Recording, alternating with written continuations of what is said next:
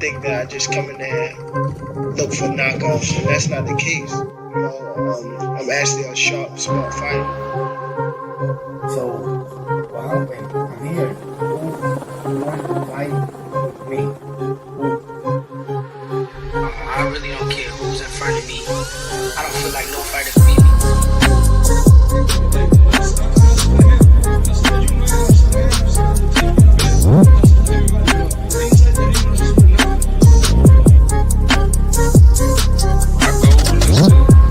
demolish everybody, to be honest. Everybody that's in my way. The pinnacle to any weight division is to have all the belts, all of the titles.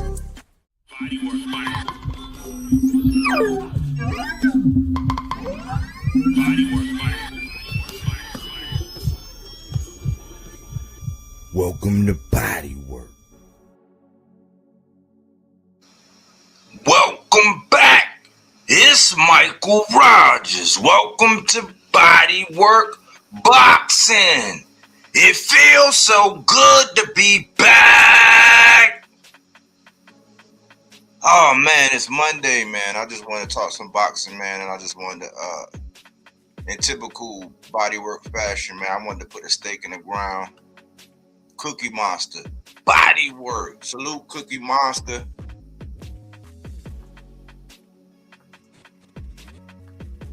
We got AC in the building. Mic check, 1 2 1 2. Sounding excellent. I appreciate that, Cookie Monster. You know I be needing that mic check.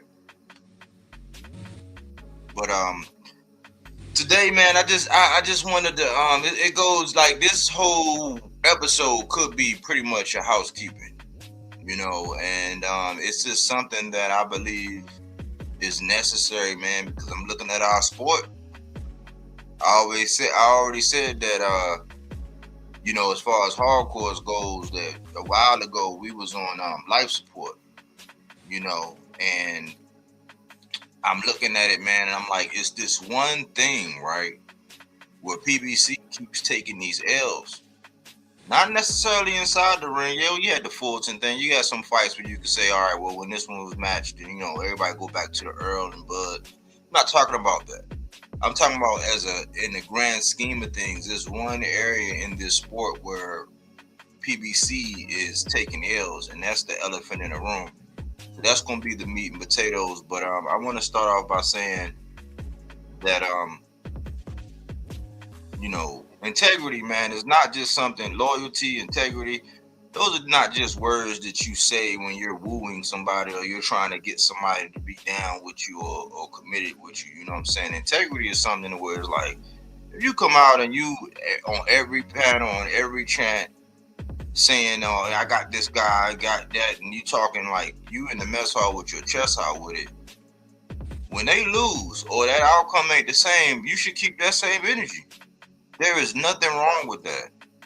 It's just like when you see these, you see these boxers and they on every single solitary platform known to man beforehand, talking all this smack, and then after they lose or the outcome don't come out their way, they just get ghosts. Now, I had to get on some of my favorite fighters for doing that. I did a whole segment like when Earl left, and I understand why they disappeared, right? But I talked about, okay, you have a whole fan base, you have a whole demographic, right? A whole audience, a target market, a niche, whatever you want to call it. You got all these guys that have been supporting. Some people waving the pom-pom, some people putting the tonsil jewelry for you, some people strapping on knee pads for you. And when the outcome ain't the same, man, you kind of have an obligation to them guys to come out and still be you. If they rocking with you like me, I don't care if my favorite fighter win, lose, whatever. As long as they putting forth a valiant effort, I'm not going to jump ship. I'm not going to be like, I'm looking for the next big bad thing. Like, it's just like right now, we see a lot of people, man. I can't recall seeing this many Knick fans in so long. It's just ridiculous. I told y'all about this, but I used the Seattle Seahawks that time when they had the Legion of Boom and the 12th Man and all these people. I'm like, man, I know football. And I'm an Eagles fan. I got love for Baltimore since it's the city, but I grew up in Maryland, so I got love for you know, the Skins too. But outside the Eagles are my team. Period. Point blank. But I got love for the Ravens because I'm here. Got a lot of people that root for them, and whatever they're not playing the Eagles, yeah, I'll pull for them. Same thing for the Redskins. I'll pull for them. You know, the only team that I just utterly disgust, it's just been in me, you know, was Dallas. You know what I'm saying? Them Cowboys, you know, they some of the most delusional fans, but I'm not a bandwagon person. I admire what Pete Carroll and them was doing when they was out there with Seattle, especially because organically I'm a football guy. Played football, had experience, but I'm loyal to boxing now. So I barely even watch it. And I did watch a couple of the playoff games, but like, look at all these Knicks fans. That's just a microcosm of people today. You want to be associated with being a winner. There's nothing authentic.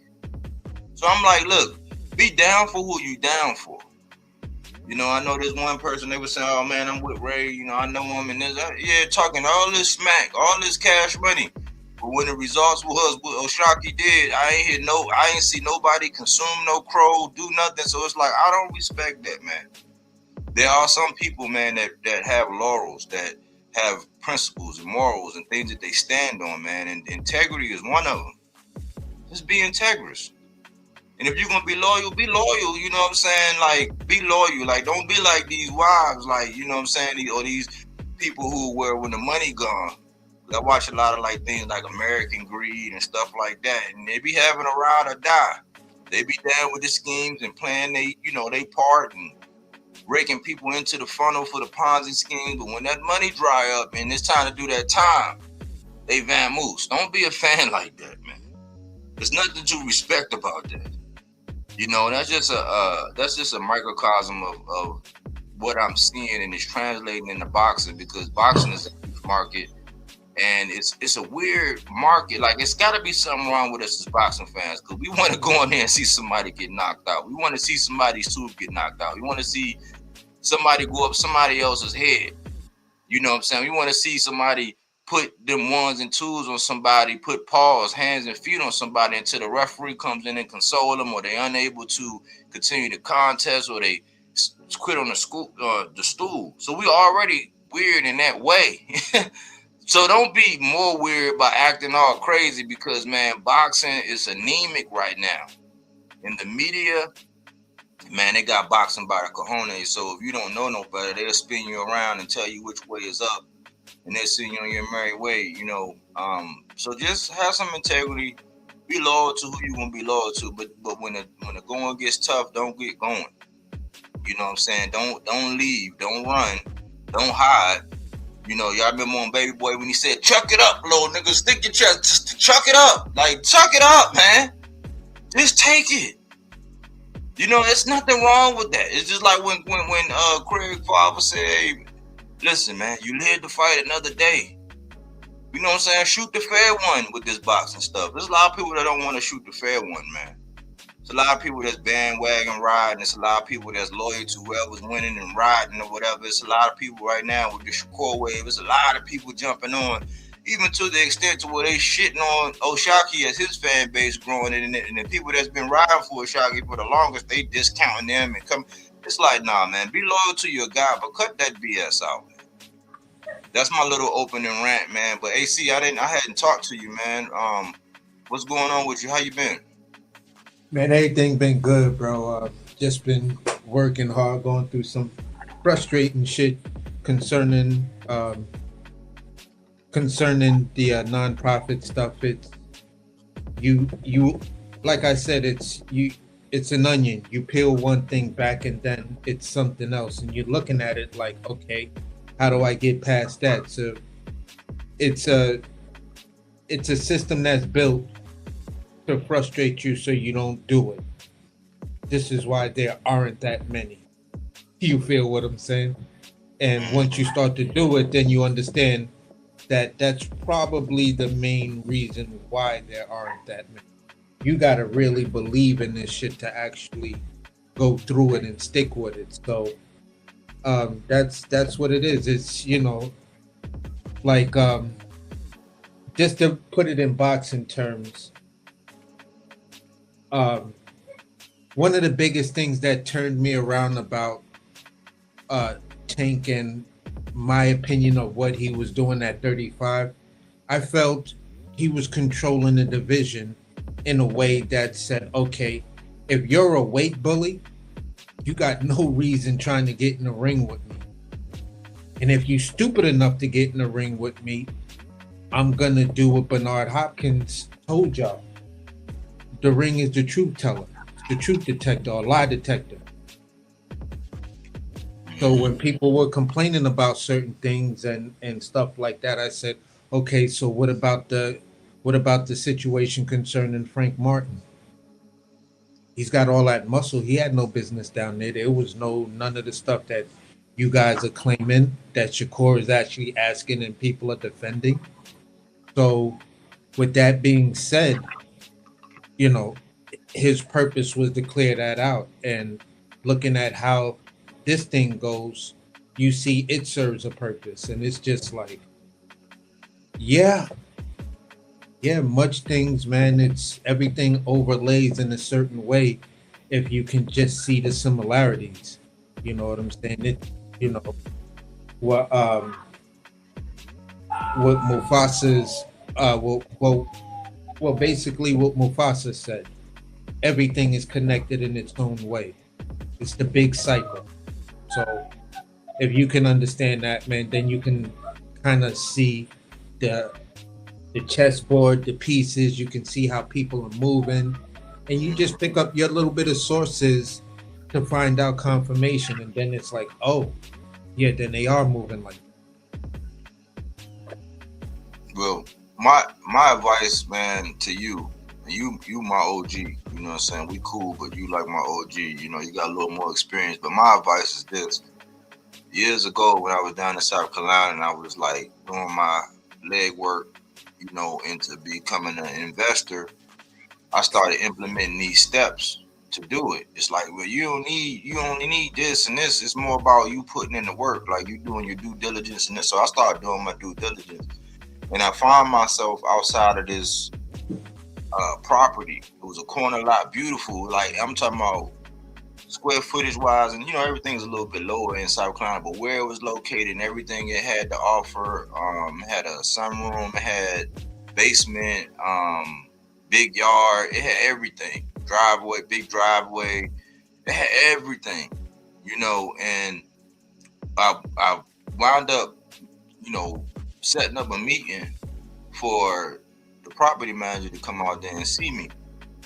And so she came out there, and when she came out there with this older gentleman, he was like, looked like he was in his 60s, older white gentleman. He was out there, and he do this. He had like a portfolio out of this world with all the properties he had. And there was a guy that was rehabbing a house right around the corner. And so they came up and they got to talking, but I had set the meeting up for her to be there.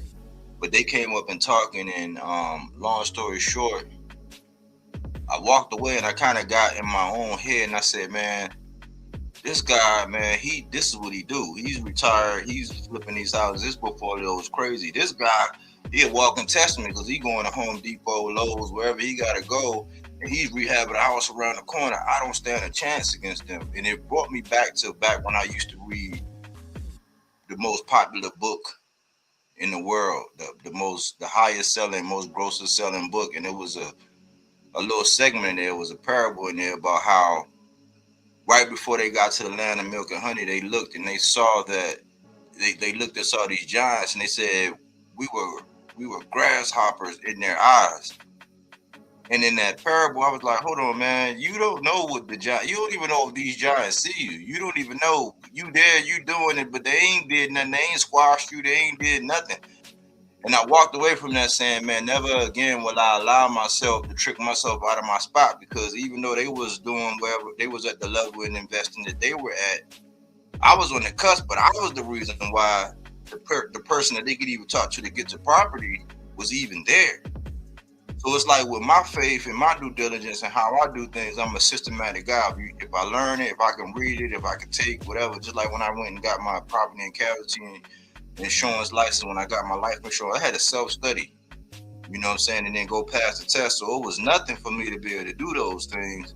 But I wound up saying, you know what, I'm just a You know, I had that same thought, like, man, I'm a grasshopper in their eyes. Like, I'm out here with these giants. So just don't do that. You know what I'm saying? Because they do. It is it does seem like right on the verge of breakthrough. I see this every time. Like right when something very big getting ready to happen, or right on the cusp.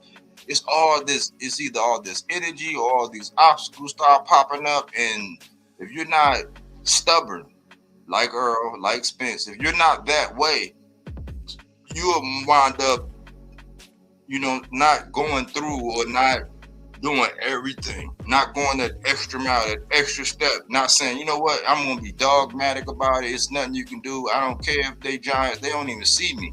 And even if they did see me, they can't catch me. I'm too swift, I'm too smart, I'm too astute. You know what I'm saying? I'm like a hot knife through butter. So that's my thing. And I said, man, when it comes down to that real estate, man, it's nothing that nobody, you know, when I'm able to do what I need to do, it's nothing that's gonna be able to stop me from it, because like I learned from that lesson from before. You know what I'm saying? Yeah, and it's at the end of the day, bro, and this is where I landed on this. Like I explained to you before, it's better to own the property than try to rent or lease the property in this type of situation, because just looking at the history of these type of nonprofits and stuff like that, or community-based things, they're always under the gun when it comes down to leases, lease exchange, lease increases, and things like that. That can easily make or break shit.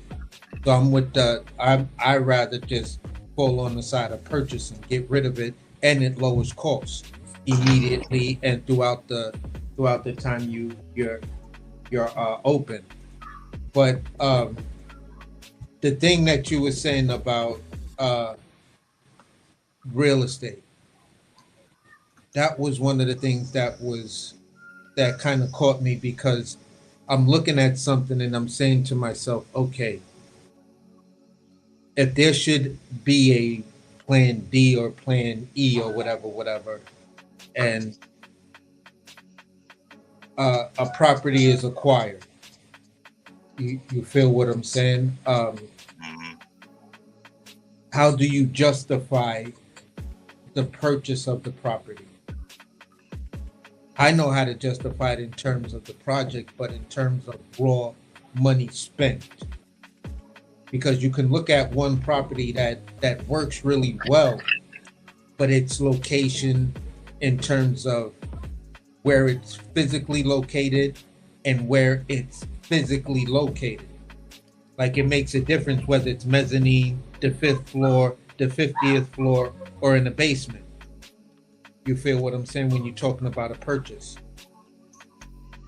So there was another property I looked at, and you know, they just came out the gate and was like, no, like 8 million, and I was like, how the hell did you come to that? And then I was emailed something from the realtor, and all the advertisement is for a developer, because all the advertisement doesn't have the initial property. It has a taller building in place, like a 3D CAD drawing or draft or some shit like that of a taller building. And then they're telling you about zoning throughout all the advertisements. So I'm like, yeah, once you start talking to me about zoning and shit like that, you're trying to sell that shit to a developer, somebody who doesn't mind spending the 8 million or even 6, because they're going to get it on a return as soon as you start leasing properties. So, you know, go ahead. No, I was just going to say real fast, it's just, once you start doing something and you do it, most people will fail and then rely on the cognitive dissonance that just said, at least you tried. And it's not a matter of at least you tried. Did you try every option? Because to do something on the at least level means you didn't put as much effort as you trying to tell yourself you did. Because you in your own mind, you said, at least I tried. Yeah, that's like that Now they all bright, you know, going for that moral victory. And T.O., it's like y'all didn't throw hands the way y'all normally throw hands. You can't convince me otherwise. You Exactly. know? But with that real estate, I will say this. You know how many times I have a keen eye for real estate. You know how many times I tell my lady, man, I seen this and this. It's like people would rather that shit sit and go vacant and not get no money than to work with somebody for a plan. So my whole thing is like, man, you just gotta keep coming up with plans to where it just makes sense when you put it in front of them. It's like, okay, you turned me down. All right, what about this? As long as you got them on, like, it's just like when you back in the day. As long as you had a female on the line, as long as she talking to you, as long as she's still answering the calls, answering the text messages, you still got a shot. So you just gotta keep, you know what I'm saying, coming back to the drawing board. It's not is delayed, not denied. So that's just my word of encouragement. We'll talk more about that offline, you know. So, And salute ASO Stain, man. I appreciate you, man. Always showing up, man. But yeah, let's get into the meat and potatoes. You ready for that? I mean the housekeeping. You ready for that? You ready for the meat and potato? I mean for the housekeeping, AC? Can you hear me? yeah, I can hear you right now. I was just about to type like you just went up. All right. So I'm gonna get into the housekeeping so we can go ahead and get into the cook. All right. Number one, that Zupa card was trash. Now I'm a boxing fan. I don't care if Pro Box doing it. I don't care if it's some Sky, you know, if Sky Sports doing it. I don't care if it's Matron. I don't care if it's PBC, Top Rank, Golden Boy. I don't care. ID Gav. If it's something that anyway doing, I don't care. Turkey. I'm gonna be watching boxing. And as much stuff that I be talking about Zoof, it's like, okay, well, if they prove me wrong, they prove me wrong. I'm not one of them ones with, nah, I don't care. You know what I'm saying? I just don't care. But when I looked at it and I assessed that Zupa card, that shit was trash. Like right now, like they almost got somebody, it looked like they damn near almost got somebody unalive. Why? Because the matchmaking just sucks. And this is something that I already said. Now I did see Chef Clark. He was in he was in one. Had my lady up. She was talking about it. She was riled up about it because if it's exciting and she don't fall asleep, it's decent. But when she get the, you know what I'm saying, like, you know, she mess around and take a nap and do it. The trash was car. The car was trash. Chef Clark came back. I was happy for him because it looked like, oh boy, I almost got rid of him, but he was resilient. He came back and stopped old buddy, which was good. But you know, a lot of the like the other cards, like the other fights, like they was supremely mismatched. Like first round, second round blowout, like just, you know, getting knocked out, like getting just, it's just like, no, they don't even have the level of matchmaking that Pro Box has. And even though they say that that's like the underground gladiators, you know, school of boxing right now, you know, they know how to matchmake, you know. And when I heard Gary Jonas take and a couple other people, because, you know, Pro Box didn't win me over. I was like, man, who was this? And then I educated myself and I understood that, okay, Gary Jonas, he worked closely with Al. You know, he saw a niche which was needed. I always said that they were the IV of, you know, boxing that, you know, we didn't know we needed, but it was the IV. It was the thing that was keeping everything afloat. And one of the things was, one, they give you preparation. You know, it's not many I don't ever really hear any short notice fights. They're giving you 6 weeks. They're giving you time to prepare, you know, and they're matchmaking. And they're not going to, when they sit down and interview these people and they talk to these fighters and all that, they're not going to make a match where somebody want to try to fence the whole time. It's like, no, you know that, hey, look, it's your time to shine. If I show up and I show out on here, I'm going to want to bigger and better things. And they've already developed a track record of being able to do that.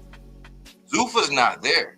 I always say that, look, man, right now, what they're doing is they're picking people out of the sanctioning bodies, picking people that, you know, some people are familiar with.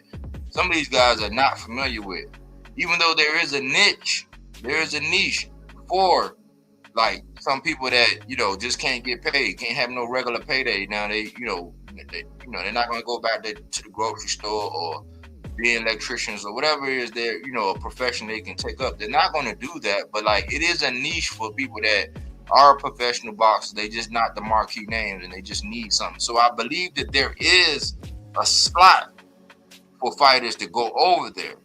But right now, they haven't even learned from like top rank. You know, as far as like the matchmaking. The matchmaking sucks.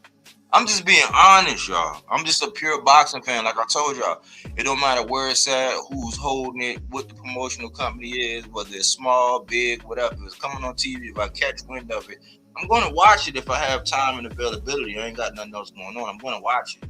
I'm a pure boxing fan. I don't even though I was football first, boxing supersedes everything in my book. I was doing a live during the Super Bowl. Like, that just goes to show you I'm true boxing. The card sucked. You know, in the main card, it sucked. Like, all that hype they put around Rosicki and all this, man, this dude was a walking punching bag. And William Smith, you know, he let me know, okay, he got a little chin. He got some savvy. There's education behind his punch. There's tenure. He's skilled. He has a set of skills. Not quite like Liam Nielsen. I'm not going to jump to that conclusion. But he got a set of skills. And it was the skilled boxer that was able to dispatch this guy. But this other guy that they were trying to hype up and say, oh, yeah, they just made this big signing and all that. And I'm not, as bad as I'm just trying to shit on Zuffa, I gave them a fair shake. Why? Because I gave them my time and attention to watch their card. It sucked. It was Basudo, bro. Like, you know, I'm going to go back and watch some of the ones, like some of the earlier fights. I might have missed like one or two of the earlier fights. But on that main card, I saw all of them, and it sucked. You know what I'm saying? So as for right now, all they really got going for them, in my opinion, is the fact that, you know, they're going to Congress and there's some bills passed, and it looks like it's, you know, it's damn near inevitable because of people that's invested in it, you know, on some political shit. But right now, they just got persons that are on steroids, and they're just like I told y'all, this is just a feeder system for the ring, which is still tied to Turkey, and all it is just like having, instead of you having, if it was a lottery or a raffle, instead of you having one ticket in there, you got 2 tickets or 3 tickets. You know what I'm saying? The media make it seem like, oh man, there's no way. I heard somebody today, and shout out to TBV, because that's the part that I like about what Ness be doing, is he sits down and he interacts with a lot of people that most people don't even get to know. A lot of my boxers that I got to know initially, you know what I'm saying, like just knowing who they are, whatever, was accredited to Ness because he get them on there. But he was talking to a guy, and he pretty much it was just all I heard from him was doom and gloom, and that everybody might well just get on their knees and say I for Zuffa. And I'm not gonna do it. You know, but the car was trash, and I'm like, right now, man, like, we're not in the lead to where we can pop a willie because of what we're gonna talk about later on. But at the same time, man, we ain't really got nothing to worry about with these Zuffa cats at the rate that they're going. You know, and if they prove me wrong, I'm not like these other guys when my fighter lose or the guy that I pick is wrong, I'm not gonna come out and eat crow. When they prove me wrong, just like when Pro Box proved me wrong, when David Benavidez proved me wrong, all these guys that I bet against will say, oh, nah. When they prove me wrong, I'm going to come out and be like, oh, okay, cool. And you might gain me as a fan, but right now, we safe. We safe, man. Number 2, I'm sad to hear this, but Pro Box, they saying Pro Box is in trouble.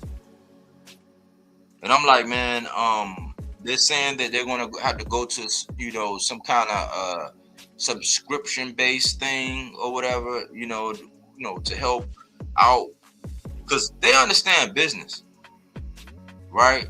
And part of me says that there's a market of people that they couldn't wait for Pro Box to go down. As good as Pro Box is, the IV that boxing needed. I was saying, it's been 2 years now. I was saying, man, did Pro Box secretly save boxing?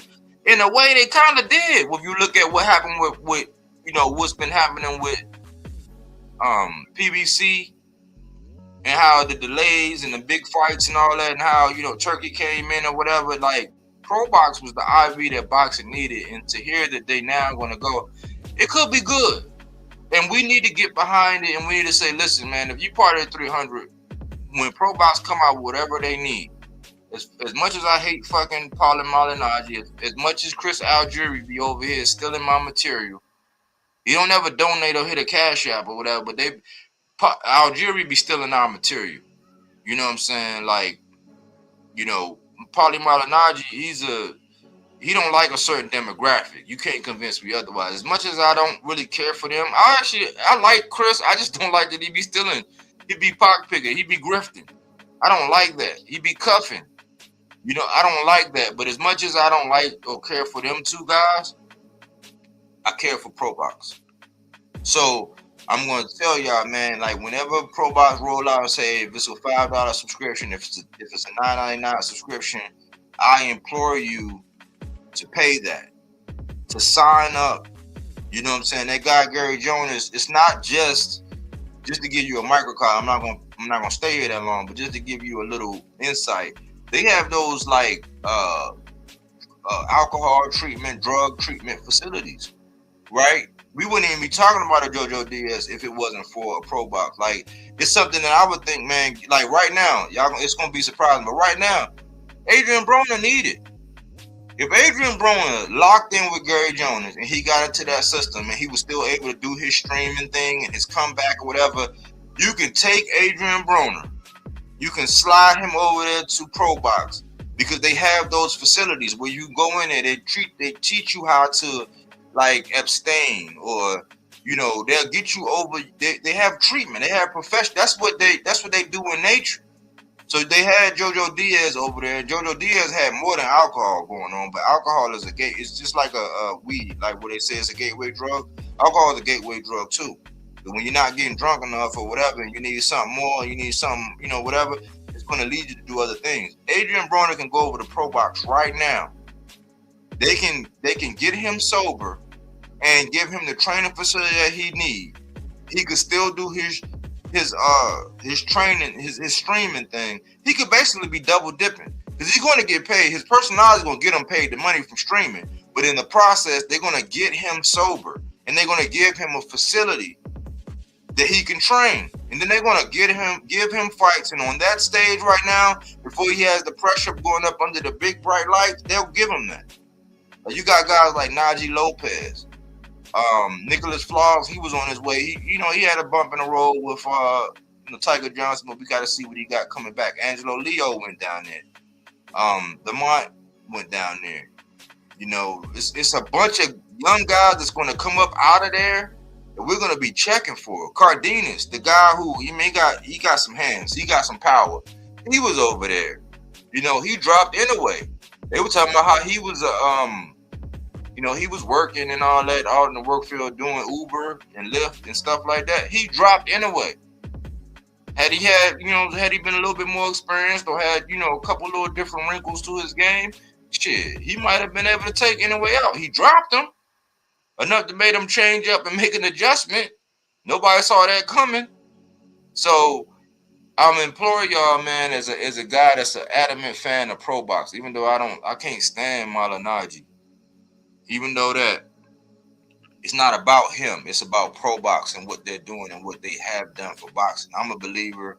Whatever they come out with, whenever they say, hey, it's $5 or $9.99, I'm gonna go ahead and get it. You know what I'm saying? And anybody that's rocking, that they care about the sport, you should go ahead and get it.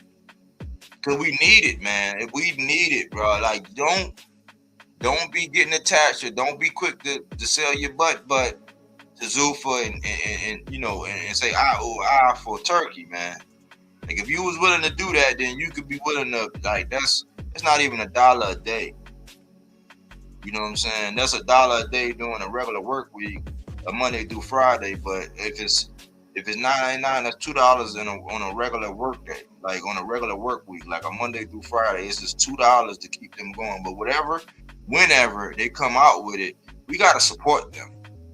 You know what I'm saying? Because I'm telling you, they're vital, man. And in the big picture, like AC just talked about the chessboard, it's going to make sense to invest in Pro Box. Why? Because if they go out, a lot of them guys and everything they had, they're going to just default over to Zuffa.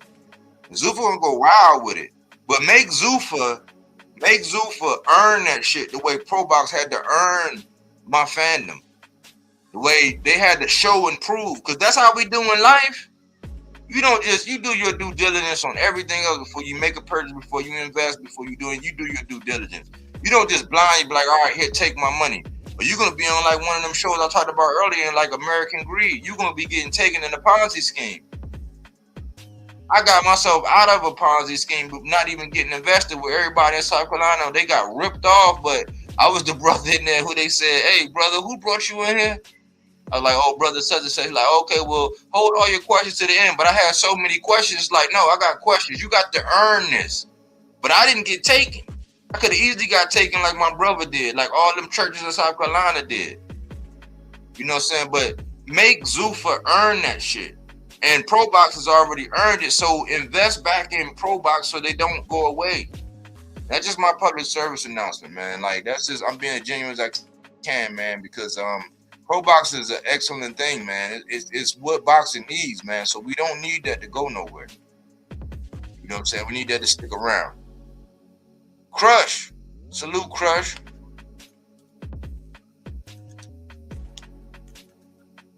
Appreciate you for stopping through. And Aaron Jones said, I don't usually say this, but Pauline is definitely racist. Yep. He get mad when you tell him he is, though. Yep. He is, man. I'm like, man, I don't know, man, because Tim, he be associated with it, but he's to the point where he can sit down and do he can call a fight with you or, do whatever it takes as far as business, because they'll do whatever they need to do as far as business-wise. There's a lot of people out here that they'll put that shit to the side as long as they're making money with you and getting a check. But, like, it's really – but I like it. I kind of like people like Paulie. Why? Because they let you know that that's how they are.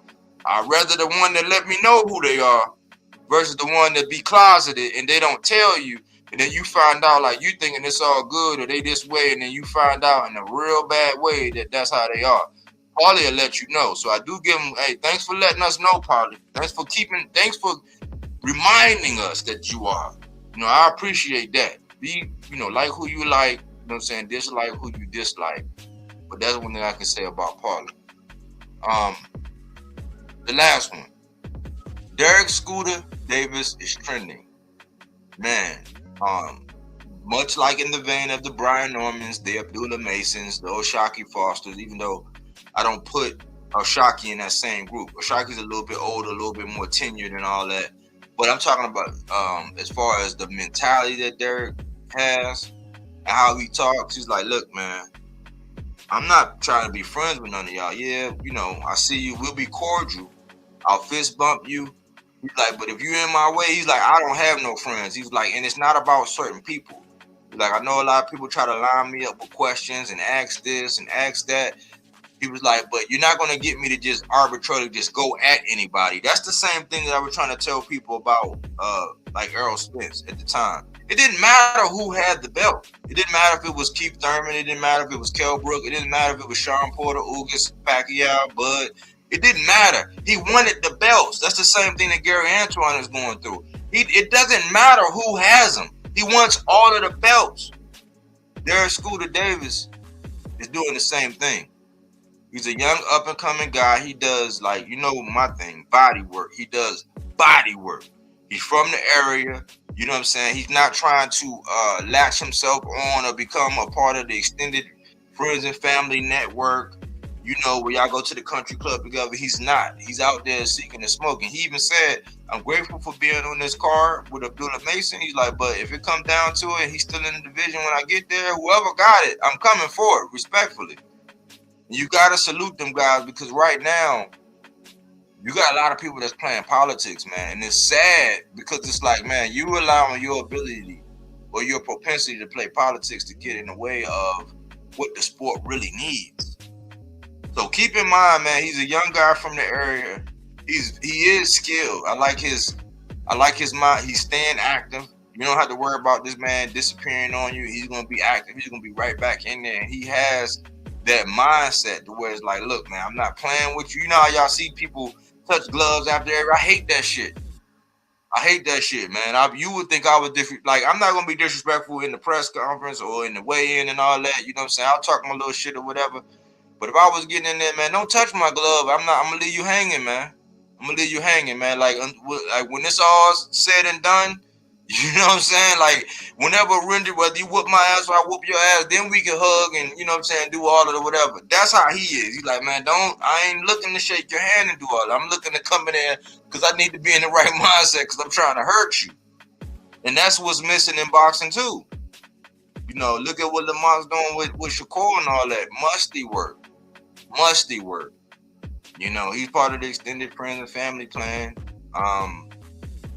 And I just wanted to salute Derek, man, because I commented on the interview that he did on Fight Hype. Shout out to Fight Hype. Like, we give credit. Shout out to Fight Hype. Where I said, man, I commented and I said, man, Derek Scooter Davis gives me hope. So if you appreciate and you want our sport, it's going to change. The only thing constant in life is change, right? It's going to change. But if you're looking for it to stay healthy, you know what I'm saying? Check out this guy, Derek Scooter Davis, man. Support the guys, Derek Scooter Davis. You know, and that's the housekeeping, AC. How you want to address it, bro? Well, basically, I'll start in the middle with Zuffa because the subscription part, I always knew they was going to go for a subscription base because they said they're going to go with the free platform as long as it's, his exact words was tenurable. You feel what I'm saying? But he was like, yeah, our ultimate goal is to become a subscription base, $4.99. So this way we can, you know, bring in all the promoters on the free platform. And then we can bring in some of these promoters that their guys are eligible for championship fights. And we want to put on championship fights. And at the end of the day, you'll get all the championship fights and everything. There's no pay-per-view. It'll just be you pay your $5 fee, and that's, you know, what you have all year long, including championship level fights. So I was always excited about that. I was like, yeah, that's a good thing. And this is why for me, I mean, not with Zuffa, I wanted to start with the Pro Box. Yeah, I did. But basically for me, that's why I was always a huge fan of Pro Boxing from day one. I understood, and then I saw the owner of Pro Box do an interview, and he was basically breaking the stuff down, and he was looking in the chats and answering questions, and I was asking questions, and he was answering them. So I was like, all right, I could deal with this platform. They're not trying to be strange or funky or weird or anything like that. So at the end of the day, it's a good thing for boxing. Again, for me, I'll always support Pro Box. I'm still a huge Pro Box fan and everything, and I like what they're doing for boxing. And a $5 subscription and the level of fights, the matchmaking they do at $5, it's like, come on, bro. Like most of the cards there, you know, you just enjoy the fight. It's like, I don't care about the names. I just enjoy the fight. So that's that. With Derek Scooter Davis, yeah, I think he's coming into this space. He may not have been the most vocal to actually come out and say it and say, yeah, I'm looking to bring boxing back. I'm only looking for this and that. And, you know, at the end of the day, people like those type of attitudes, and especially in this era, because in this era, the Brat Pack it's falling apart. Like, boxing fans are already over it. It's just the weirdos that are accepted. The guys that want to be down, you know what I'm saying? So that's what's going on in that microcosm. You know, Scooter Davis is building a name in the part of boxing that matters, because us hardcore fans, we're always going to be here for boxing. That's the difference between a casual and a hardcore, because the casual will bounce around to everything, and anything that's just popping at that point. But the hardcore boxing fans, we're the ones who keep it going, and don't let people tell you, well, it's the casuals who no, they don't. They may spend money at a fight, they may do other things and stuff like that, but for fight week, the people who go to fight week, the people who pay attention and break down, interviews and press conferences, those are the hardcore fans. You know what I'm saying? So even though a guy is trying to tell you, well, my channel is, or I got a casual channel. Yeah, you got a casual channel, but you're a hardcore fan. So we know you're bullshitting. That's why we have a problem with you. Because you know better, and yet you still to choose to do this. Now, at the end of the day, if you present it in a way that's just for them, it's an avenue for that. It's a niche for that, because you are the type of personality that a person can tap into and say, oh yeah, let me go over to showbiz, because he's not, he doesn't seem angry. He doesn't seem, too serious. He just wants to have fun, and he's lively, got the funny looking face and stuff like that. Every time you see him with somebody, he's interviewing, laughing and shucking and jiving and stuff like that. So you look at showbiz and you think he's safe, he's harmless. You know what I'm saying? So you go over to showbiz, and showbiz has a purpose for those casual fans that may not be into the hardcore stuff that we talk about. They just want to cruise across, they're surfers. I ride the wave, and I ride the wave until the wave ends, and then I wait till the next wave come in, and that's when I'll see what's going on and stuff like that. So with that being said, to be the silver lining type of person, everybody has a purpose. The thing that I said earlier with Mufasa, the circle of life, even boxing has a circle of life. Some of the things that are most annoying to the hardcore fan, some of the things that are you just despise in the sport of boxing. When it comes down to the communications, it in a strange and ugly way, it all serves a purpose. It all serves a purpose. I could despise what showbiz does. I could despise what a lot of other people do. But it serves a purpose because it keeps those fans engaged to the sport. We may not want to talk to them, but at the end of the day, we're all still in the same boat. We're just in different classes. I ride first class, I ride captain's class, other people ride economy, it all depends on what you paying for. And what you pay for, that's the room you'll be in. So with me paying attention to a lot of things and giving my time to watch interviews and try to follow things and trend and Google and stuff like that, that's my fee. That's my fee into the sport. So with that being said, everything has its purpose, and where things lie is where you'll get your information. Now, Body said it many a times. I don't agree with a lot of shit Ness said, but I give him credit because I know his channel serves a purpose, because he breaks a lot of things.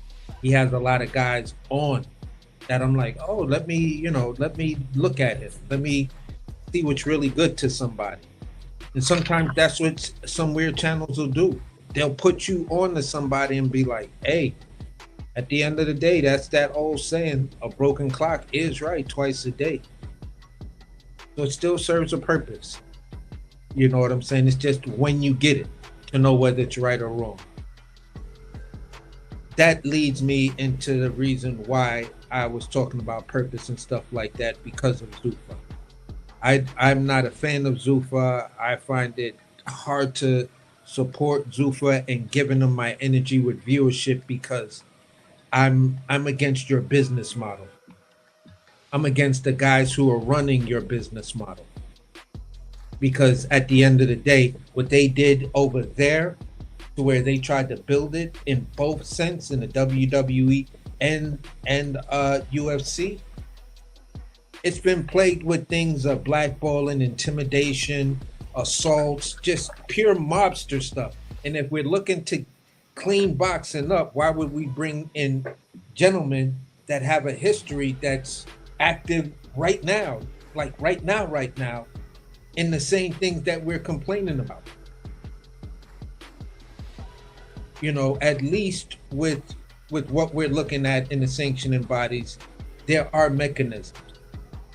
With this shit is a free for all because there is no you're just in a free for all space. Yeah, all the banks are open, but there is nobody in the banks, and all the drawers are open with the money in it. That's the area Zuffa is in right now. That's why they're able to pay these guys these ridiculous amounts of money to sign up to do nothing. And it's just a matchmaking because it failed in the UFC. WWE is on a comeback, but it still has its ups and downs internally. You know what I'm saying? UFC has always had the crisis of paying money. Like, what are you going to pay your athletes? What are your athletes getting for their time, their training camps, and everything?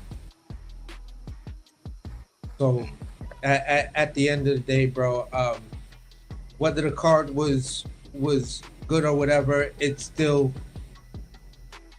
you've got to show me that what you're putting forth right now is not detrimental to boxing. Although I just said there's a place, and there's probably a place that I can support you, but you got to let me know that within that space, that's what's actually happening right now. That's the appearance, and if that's how it's going to continue to go, yeah, there's a tiny sliver that I support you. You know, there may be a couple of those fights once those guys, you know, find an opponent and stuff like that. I just want to see the matchups. You know what I'm saying? I see Shakur with another, you know, this time with a carpenter. Or I see Shakur with somebody that works in an aquarium and shit like that. His job is to clean this shit. I just want to see what the fuck happened because at the end of the day, anything can happen because it's boxing.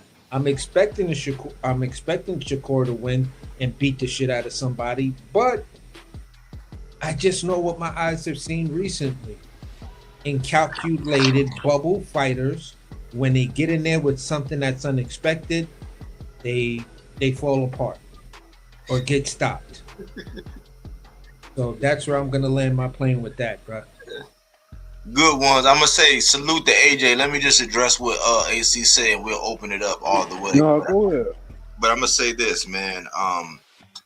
You know, the gentleman that was on, his name was Larry. I forgot his last name, but he's a he puts on events. Sometimes he works with Lou DiBella on a regular. He was on the Boxing Voice, and shout out to Ness because I always say my salutes will always be just as loud as my criticisms, and y'all know I'm kind of vocal with my criticisms. Silence is consent, but like here lately, this is the Ness that had me going over and subscribing and clocking in every morning. Like lately, I've been with him like 80-20. Like over the last year or two, I've been like 40-60. I agree with 40%, and then 60, I'm like, oh, that's just narrative driven. But it goes into something else that you said.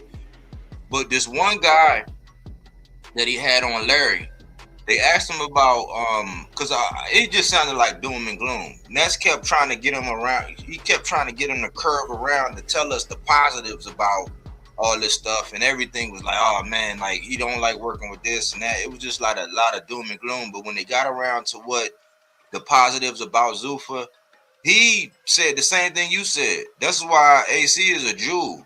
AC said that, yeah, some of the things as far as medical wise, like, yeah, you know, and he was saying that, yeah, because his whole thing was like, you'd be surprised how many of these fights, whereas in these states, I think he said some number, like 41 states, he like, they don't require you to get an MRI.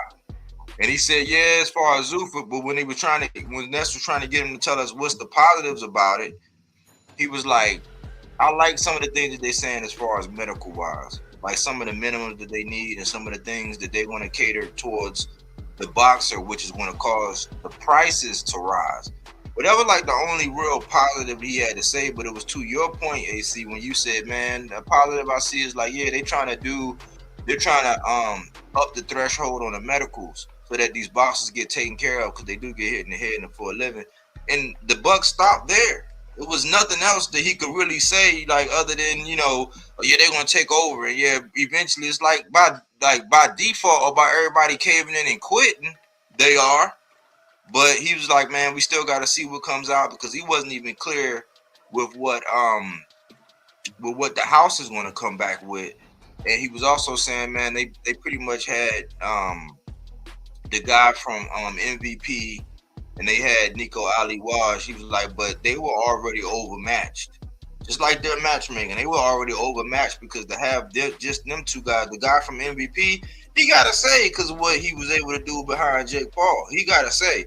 But to have Nico Ali Waj, even though Nico Ali Waj was in the spirit, but he was a boxer. So to get into the intricacies, you needed a lawyer or somebody of that level to kind of combat with these people from the House, the government, and these people that do this for a living. They'll eat you alive if you don't know. It's like you gotta know the law like the back of your hand and have the experience, much like a boxer. That's the only thing I really heard from that. So I'll say that about Zulfa. Like the only positive really right now, until they show me otherwise, is that some boxers who might not ever have a chance, like the Charles Conwells of the world, like Blair the Flair of the world, Adrian Broner, he'll probably be a good addition over there. Like right now, he'll get the money. They can, what I'm saying, they can circus fight him or match him. It's a certain market for certain people. Berlanga, he was good. Boychuk was probably good. It's a certain demographic or a certain group of people, boxers in their status, that belong over there. But for the most part, them doing better by the health care for the fighters, that's about the only positive thing right now. They just got a purse that's on steroids, and it's an island right now. The other thing you said, AC, which I'm glad you said it. See, I had bought into the whole. See, me, I said, hey, look, I'm a hardcore, right? And so I had already bought into the fact that casuals pretty much run boxing. Why? Because they're the ones that buy the tickets, and those are the real numbers. Because boxing is so weird that to be a hardcore, it's like you got to really love boxing to stick with this shit. There's some people that be like, man, fuck boxing, man. Ain't nobody fighting nobody. I'm going back to watching football, basketball, hockey, baseball, whatever. But you made a great point because it's the hardcores. It's the hardcores that actually put out the information. It's the hardcores where they steal your shit.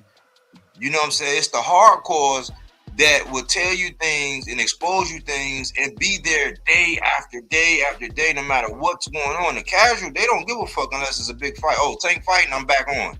Oh, Benavidez getting right back in the ring, I'm back on. Oh, Floyd coming back, I'm back on. Oh, Tyson getting ready to fight Jake Paul, I'm back on. That's not what's going to sustain boxing.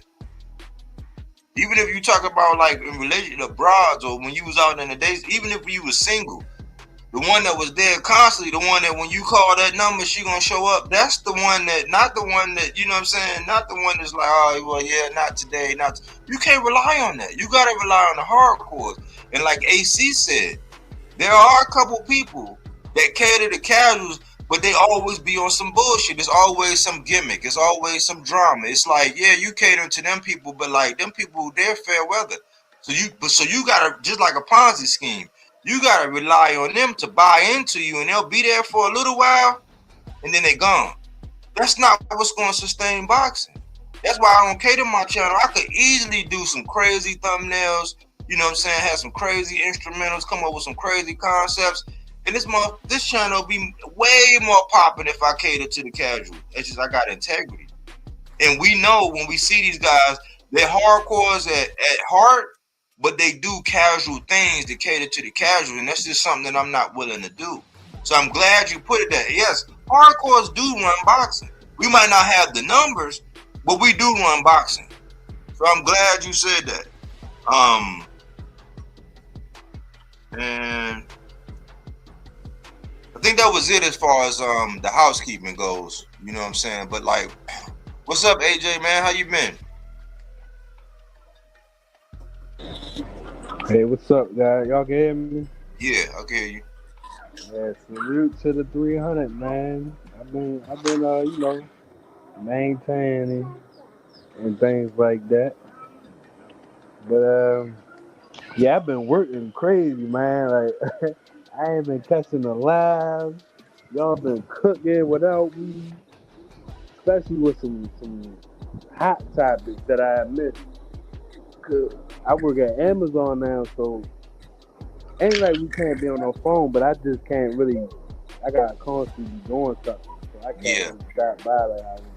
But man, I've been saying this for years, but like, man, like I don't think you ever miss a beat, Mike. Like I'm telling you, like even when you not drop videos, you still on it, man. Like the state of Boston. Like, what's the best way to describe it? Like when something not dying, well, something is dying, but it got potential. It got a heartbeat. You feel me? It's just it's missing them. I'm sorry to say it. Call me a D-Rod all you want. It's just missing them PBC guys. Like them other what you want to say, clicks, the Bud Buddies, the Haney, Alphabet Group, whatever. Bro, it's like boxing is killing itself because wrestling. Uh, we just seen it with Wemby and OKC. It's like every sports story needs a rivalry or a storyline, something. You feel me to keep it alive. And they trying to their best to avoid what made. Bro, I'm not that old, bro. I could even see. You could say it's cliche, but I could even see back in the day that boxing. Like, come on, bro. Like, you get every fight. You could say, oh, they wasn't getting paid. Bro, you got every fight you want, bro. Name a fight you didn't get.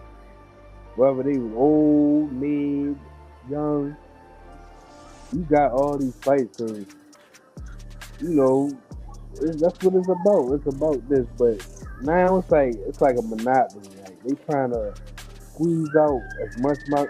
Just like with everything, I'm starting to see that a lot. Like Chick-fil-A change they chicken. You feel me? You feel me? Uh, certain restaurants don't taste no same no more. It's just like a real low vibration of everything out here. But the prices is going up. You know what I'm saying? I don't know how much they charge for seats these days, but I know Shakur and better not be charging that much for that bullshit. You know what I'm saying? Like, so for you to still make content, even though boxing trying to kill itself, cause it's trying to kill itself, but you know, people like you, AC, others, you can man, as anybody, Terrico, y'all want to keep it awake because the other content creators they trying to monopolize off of boxers who don't give two, three F's about them and never did, never will. But you know, it's the world we live in these days, man. And I ain't gonna lie, like this gotta be the best channel out, bro. Cause, cause it's so easy for Bodywork to flip, bro. All you gotta do is say one thing about one of these fighters that they promoting, and you on, bro. And Bash Tank and Earl for their fights coming up, they trying to find something about this Schofield fight. It's like they going probably wait until the press conference or like the lead up to the fight like they always do. And then after the fight, yeah, Tank, man. But other than that, there ain't really nothing popping. Like, so I don't know how you do it, Mike, but hey, salute, bro. Yeah, I pretty much I take my little breaks, man, and I say, man, I'll sound like an angry. I guess I'm like unk status. I don't know if I'm quite unk status. I'm like about to be 46, so I guess I might could say unk status maybe, but I don't want to sound like the angry uncle all the time. So sometimes I be like, man, if if I don't got nothing good to say, and I can't just draw from something to be creative, I just ain't gonna say nothing.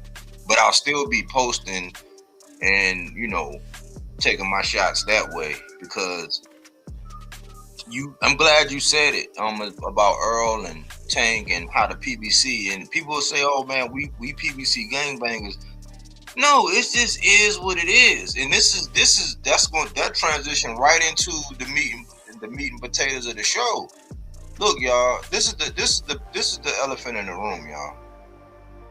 I'll tell y'all what the elephant in the room is. Let me pull it up real quick.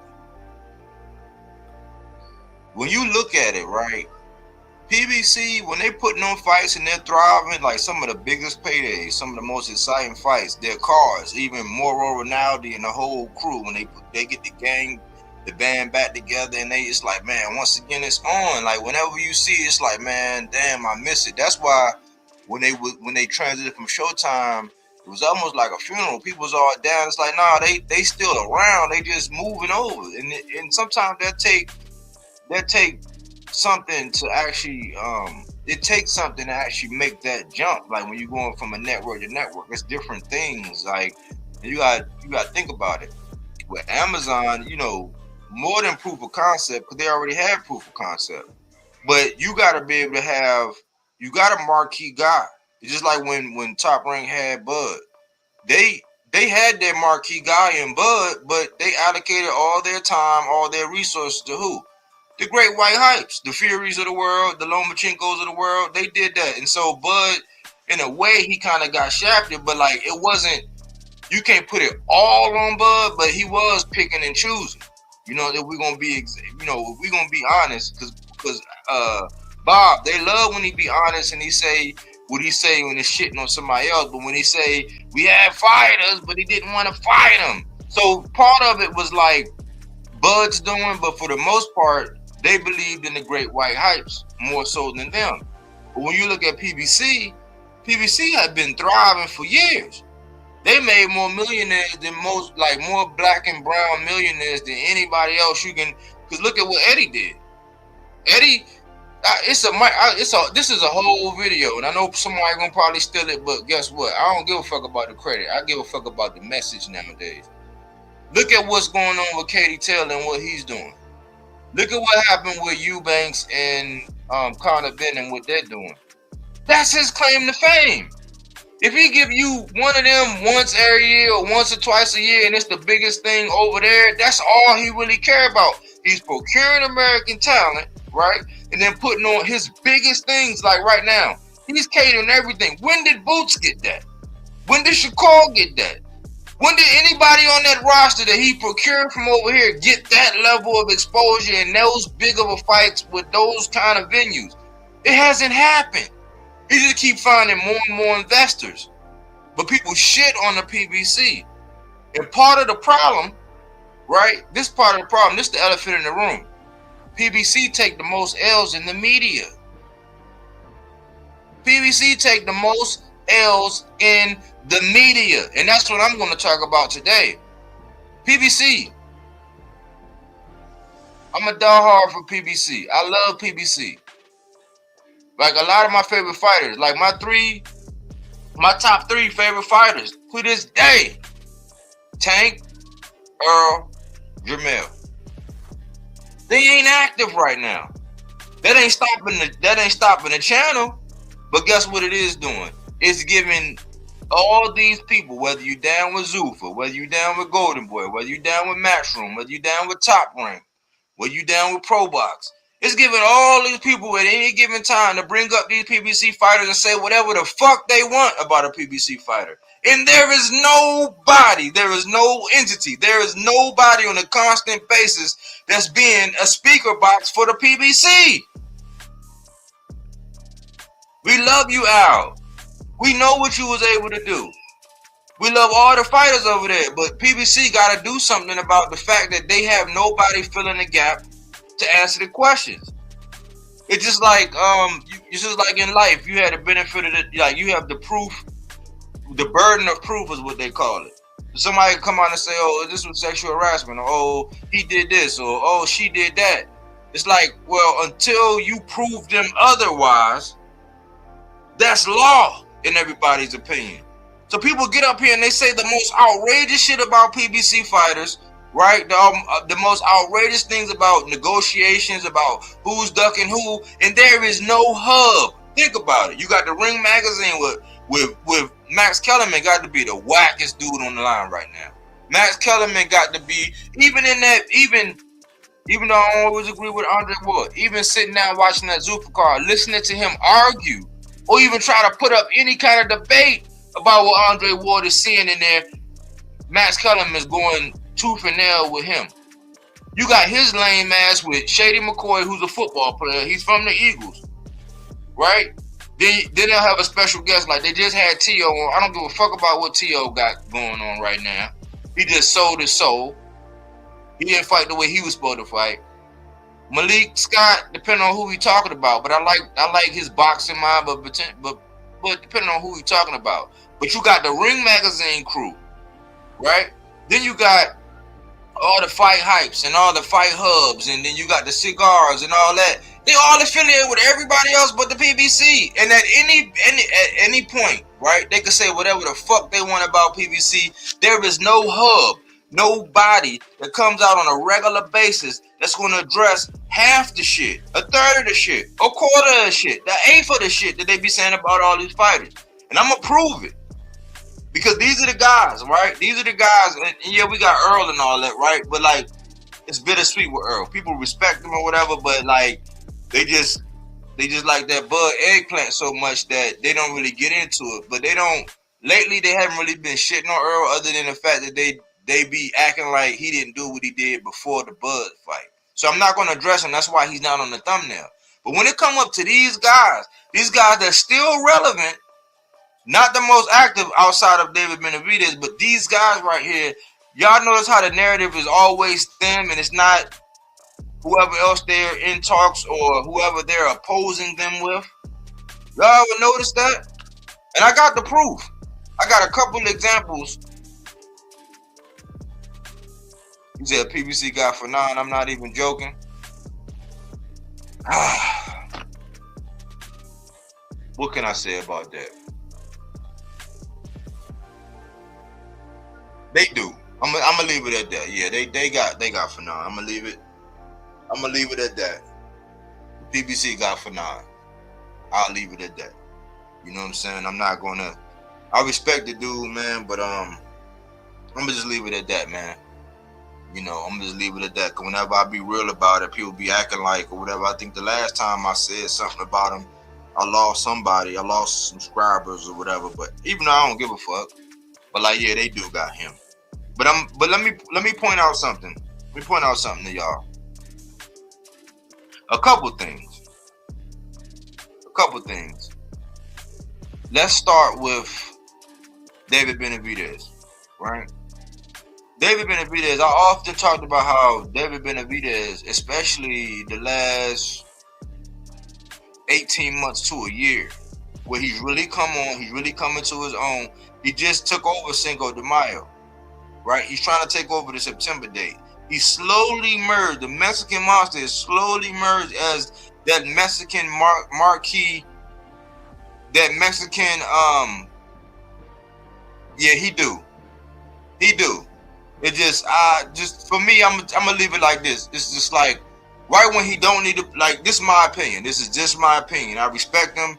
You know what I'm saying? I'll be glad when he get back to the form that had me checking in for him every morning the way, you know, I used to. I'll just say that for me, it just seems like he play politics when he don't need to play politics with certain things. It's like right when, since if you gonna be in that spot, you gotta take the heat, you know what I'm saying, to come along with being in that spot. So you can't play politics just to not lose this portion of your fan base. It's like, no, because then you're leading people on. You know what I'm saying? You're playing politics. So I'll say that. But yes, he is a big advocate. And you know what I'm saying? And that's one of the big things that I actually like about. So I'll give him his salutes on that. So I get what you're saying. Yeah, they do have him. That's why I was going to leave it at that. But like, think about this. With David Benavidez, when you sit down and you talk to any one of these boxers, even down to Shakur, because remember, They talked to Shakur. He was saying, you know, who was this and that. He was saying, oh man, I like David Benavidez. All right, man, I like him, man. He's just. So I always said, like here recently, what I've been saying is, man, he's your favorite fighter's favorite fighter. So he's your favorite fighter's favorite fighter. It wasn't until, you know, Benavidez got with Ryan and said, oh man, I wouldn't do that dumb shit by fucking with Shakur with no catchweight and do all this. Like, no, if you want to fight you at 47, tell him to come up. It wasn't until that where Shakur changed his tune of like, well, David need to go fight Usyk. But he was just on camera singing and shouting David Benavidez's praises. But if y'all notice that ever since y'all Battaglia went over there to Zuffa, that's when this whole big birth. Everybody was riding with David Benavidez saying that he got the energy to need to be doing this. Nobody said shit when Turkey got in the way of a Bivol and Benavidez fight. When he told Bivol, oh, don't bite the hand that feeds you. I'm like, well, this is just another example of how Turkey's not really into it for the big fights. He's into it for his own self-grandizement and not for the health of boxing. I've been saying that. He's a Turkey, he's a sugar daddy. You know what I'm saying? He's a Trojan horse. You know, I've been saying that. Plenty of videos when I was saying what he is. Did he give us some good fights? Yes. Did he give us everything we want? Absolutely not. He got in the way of more fights. Because think about it. Why didn't we get Boots and Virgil? But y'all have noticed how the conversation around David Benavidez has now included all this duck shit. I ain't gonna say that it didn't exist before, because I can give you an example. I'm gonna give this example later. But at one point in time, Jamal and Benavidez, they were talking. They were a weight class difference. So I'm gonna parking lot that, and I'm gonna come back around. They were a weight class difference. I'm gonna parking lot that, and I'm gonna come back around to it.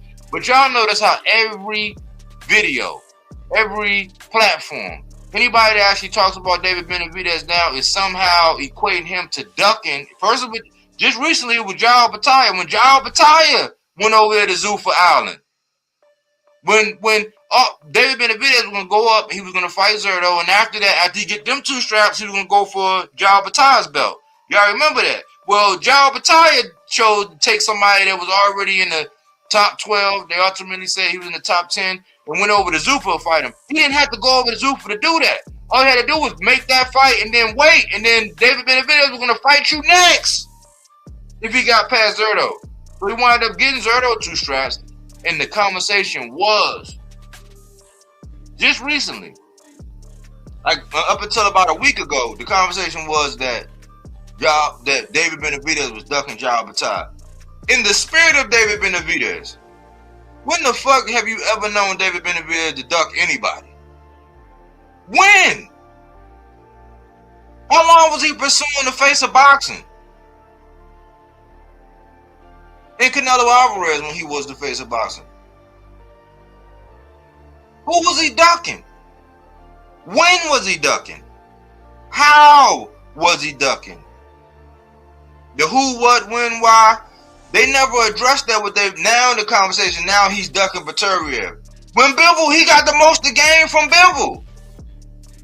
But all these outlets out here chirping, talking, PBC ain't got nobody out here being an advocate for Benavidez unless you ask him. I even see the Ring magazine give a quote about what his father said, and the way the quote went, it'll make you think that, oh yeah, the way this is written, the tone of it is making it seem like he don't want no parts of Beterbiev.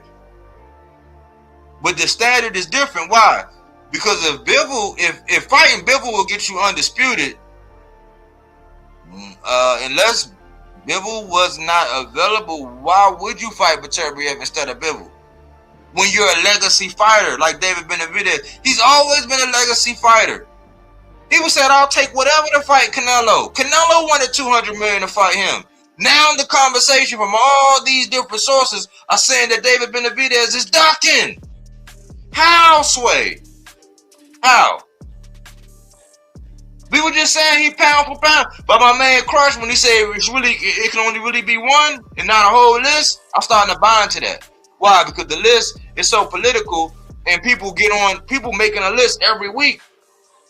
Like, it's a new person getting added to this list every week. I'm like, how big is the pound for pound list? And if it comes down to just one, it's arguable that right now, all things considered, it's probably either David Benavidez or Jesse Bam Rodriguez. It's either David Benavidez or Jesse Bam Rodriguez. You can probably say right now, pound for pound, yeah. Right now, pound for pound, it's either David Benavidez or Jesse Rodriguez the way they move. You might be able to say Benavidez or Inoue up until, you know, if Inoue get either way. It's either going to be Jesse Bam Rodriguez or Inoue, you know what I'm saying? But really, it's going to be Bam and Benavidez for us over here. That's the way we seeing it. I haven't had anybody that's going to argue with me about it. You know what I'm saying? When you're talking about active, you know, the style, you know what I'm saying, and what they're able to do and how they keep just pouring it on and showing up and showing out and all that, always progressing, always legacy, not really getting in the media about, oh man, I need this much money. Oh man, no, I need a massage and I need, you know, come on man, I need a chauffeur. No, they're pound for pound. That's David Benavidez. Gary Antoine. Let's talk about Gary Antoine. Gary Antoine Russell. He fought Hirioka. They shitted on him because he had a tough fight with Andy Hirioka. And I'm not going to give you the answer to this, but I want you to go back and look and listen to the scorecards and what the outcome of that fight was. You don't shit on a guy like Gary Antoine for getting past a guy like Andy Hirioka when you see how Andy Hirioka came on in the mid-round before Gary Antoine made another adjustment, figured it out, and slid. After that, they asked him, okay, well, who you want to fight? Now, y'all know he's in my intro.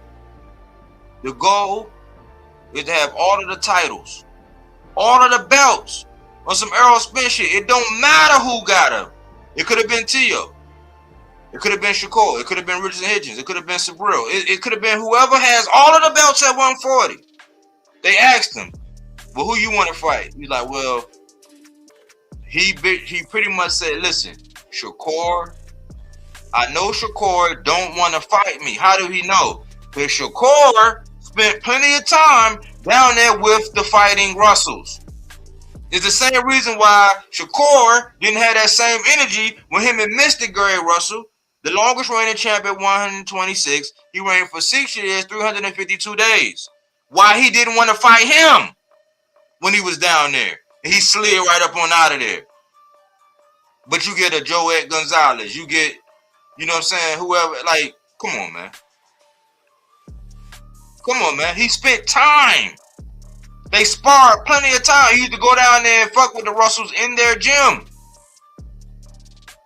He said, I know Shakur don't want to fight me, so I'll probably fight him last. You know what that is? Because Gary Antoine Russell, he's not just a dumb brute. You can't tell him just shut up and box. Shut up and dribble. He was valedictorian. He knows how to play chess. His father and them taught him very well. If you know anything about the Russells, you know that they're very cerebral. That's chess. Why? Because he knows that Shakur ain't in no rush. But if I go get the belt off for Dalton Smith, right? If I go collect the other 3 straps, the media can't say shit. It'll be like Earl when the Bud fight came. It's like, okay, well, you're going to look real bad if you don't fight me because I went and got all the other 3 straps. That's the only reason why he'll say he'll fight Shakur last. The media's out here talking about Gary Antoine don't want none of that smoke. I'm like, you're lying. PBC needs a hub. PBC needs somebody to come out on a regular basis to come out and denounce that. Not somebody that's going to try to play politics for Shakur because of the backlash. He had a lot of energy to go up and fight Tio, who he said 2 years going into that Tio fight, he was saying he was already bigger than Tio. He had sparring history with Tio. Keyshawn had sparring history with Tio. Why do you think he picked Tio? Tio was the most accomplished. He wasn't the most dangerous. He wasn't even the most tenured. But Richardson Hitchens was his friend, Gary Antoine. He didn't want that smoke, but he was looked at as the most dangerous. There's no pressure for Shakur to fight nobody else at 140. No pressure. It wasn't even no pressure for Devin to fight Puello when he beat Gary Antoine and took his strap. The one that Devin had every right to. You know how when they say champion recess, Devin didn't even want to fight Puello. Dog Smith just pulled out of a fight with Puello. Gary Antoine said, hey man, we gotta get that get back with Puello no matter what. We gotta run that. I still want my run back. But the media, no matter what platform, the Ring Magazine, Zuffa and them, whoever talks about this, always say that Gary Antoine, well, he's not in no rush to fight Shakur. How, Sway? But the fact that the elephant in the room, PBC ain't got no hub. PBC ain't got nobody to come out there and do what the Ring Magazine doing on a regular basis, speaking to it. Even when you got a guy, they only get on a nigga nuts if it's an up-and-coming fighter and you got to fight, and then it's time to go to the Mill Cities, the Cigar Talks, the Fight Hubs, the Fight Hypes. The only one was really Ellie. And whenever Ellie come out and do something and actually put out some truth, they say, oh man, that's Ellie Nutsack. They make all these names or whatever, but Ellie was holding it down. Ellie can't do it by himself. PBC ain't got no hub to combat this shit. So where you got all these people out here talking all this stuff and saying all these things, whatever, there's no hub. There's nobody with no regular basis coming out here debunking this shit. So you got so Shakur get the benefit of the doubt, like Gary Antoine Russell is really scared to fight Shakur Stevenson. What he scared of? Puello got the dimensions and can box, and he edged it. Shakur ain't got the dimensions and all that over Gary Antoine Russell. And you seen what he did to Rayo. El Rayo got popped, but he can also box. He boxed Cruz head off. Think about it. PBC needs somebody to come out and address this shit on a regular basis. We need something to come out here and do this, but it's nobody. Okay, let me go back. Let me go over here to Rolly. Rolly. This is the biggest thing with Rolly. Y'all notice how Devin decided that, oh, Rolly, yeah, the first initiation was, oh yeah, Rolly, their money makes sense, man. We never heard Devin and them Bill, and this was Devin.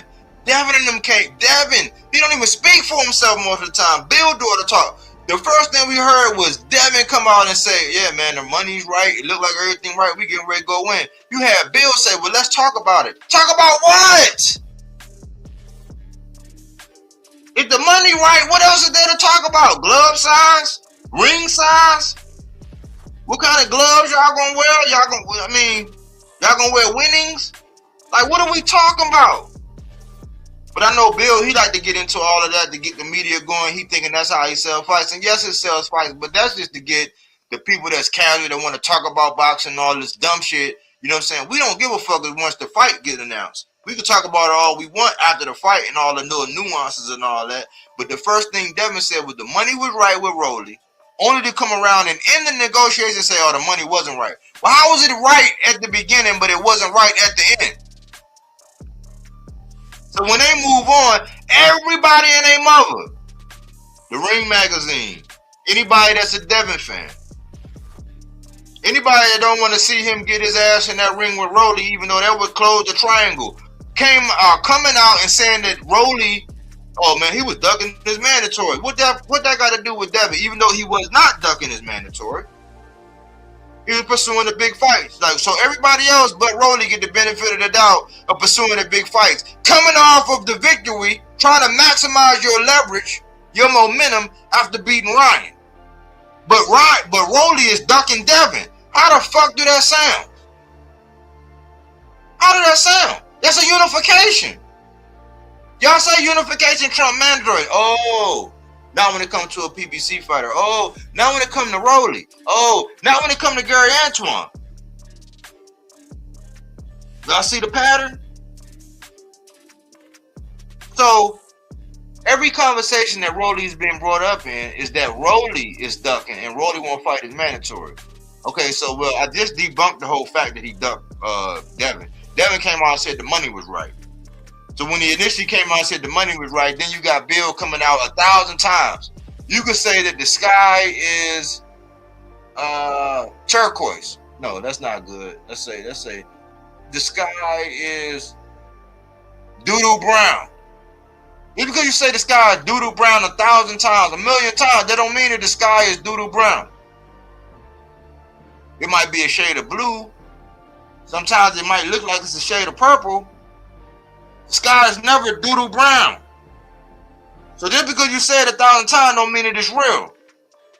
So because Bill come out and say, oh man, there was really no guarantee, man. That fight was sold. That would have sold. They don't believe in themselves. You know why? Because when it came down to Cambosis and they was on some legacy shit, they said they took peanuts and they went over there twice for peanuts to fight Cambosis. Facts, bro. So if it was about legacy and that's a unification, and you will be beating a guy that just beat, you will be the motherfucking man. Not just because I give Devin credit because he got his accolades and all that, right? He did what he did to Brian Norman, so I backed up off of him. It's not until they do some other shit where I gotta be like, hold on, man, that's not right and exact. Let's look at it. So if it was about legacy, then you would whoop Rolly ass. You was gonna get paid. Why? Because people want to see that fight. They're gonna pay money for that fight. They don't know what's gonna happen. You can say Devin gonna beat his ass all they want. We want to see that shit. So it's easy for you to say, oh man, with no guarantee money. Dude, you was gonna get paid. You just didn't believe in yourself. Because if you did and you believed in yourself the way you did with Cambosis, there would have been nothing for you to do it. The other part of that is only ducking is mandatory. Let me address that.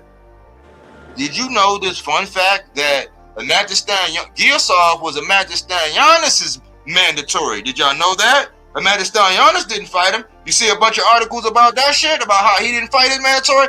Fuck no. Why? Because he went for Boots. Who was Boots? Boots is an Eddie Hearn fighter, a matchroom fighter. So guess what? When Boots beat Giannis, guess who inherited the mandatory? Boots. Do you see any articles about how Boots ducked Giasov? Fuck no. So when Boots went up and left, he arbitrarily left when he could have fought Brian Norman, and he moved. And then Ryan and them, before that, Ryan fought Rolly and he won. He inherited the mandatory. But guess what the articles say?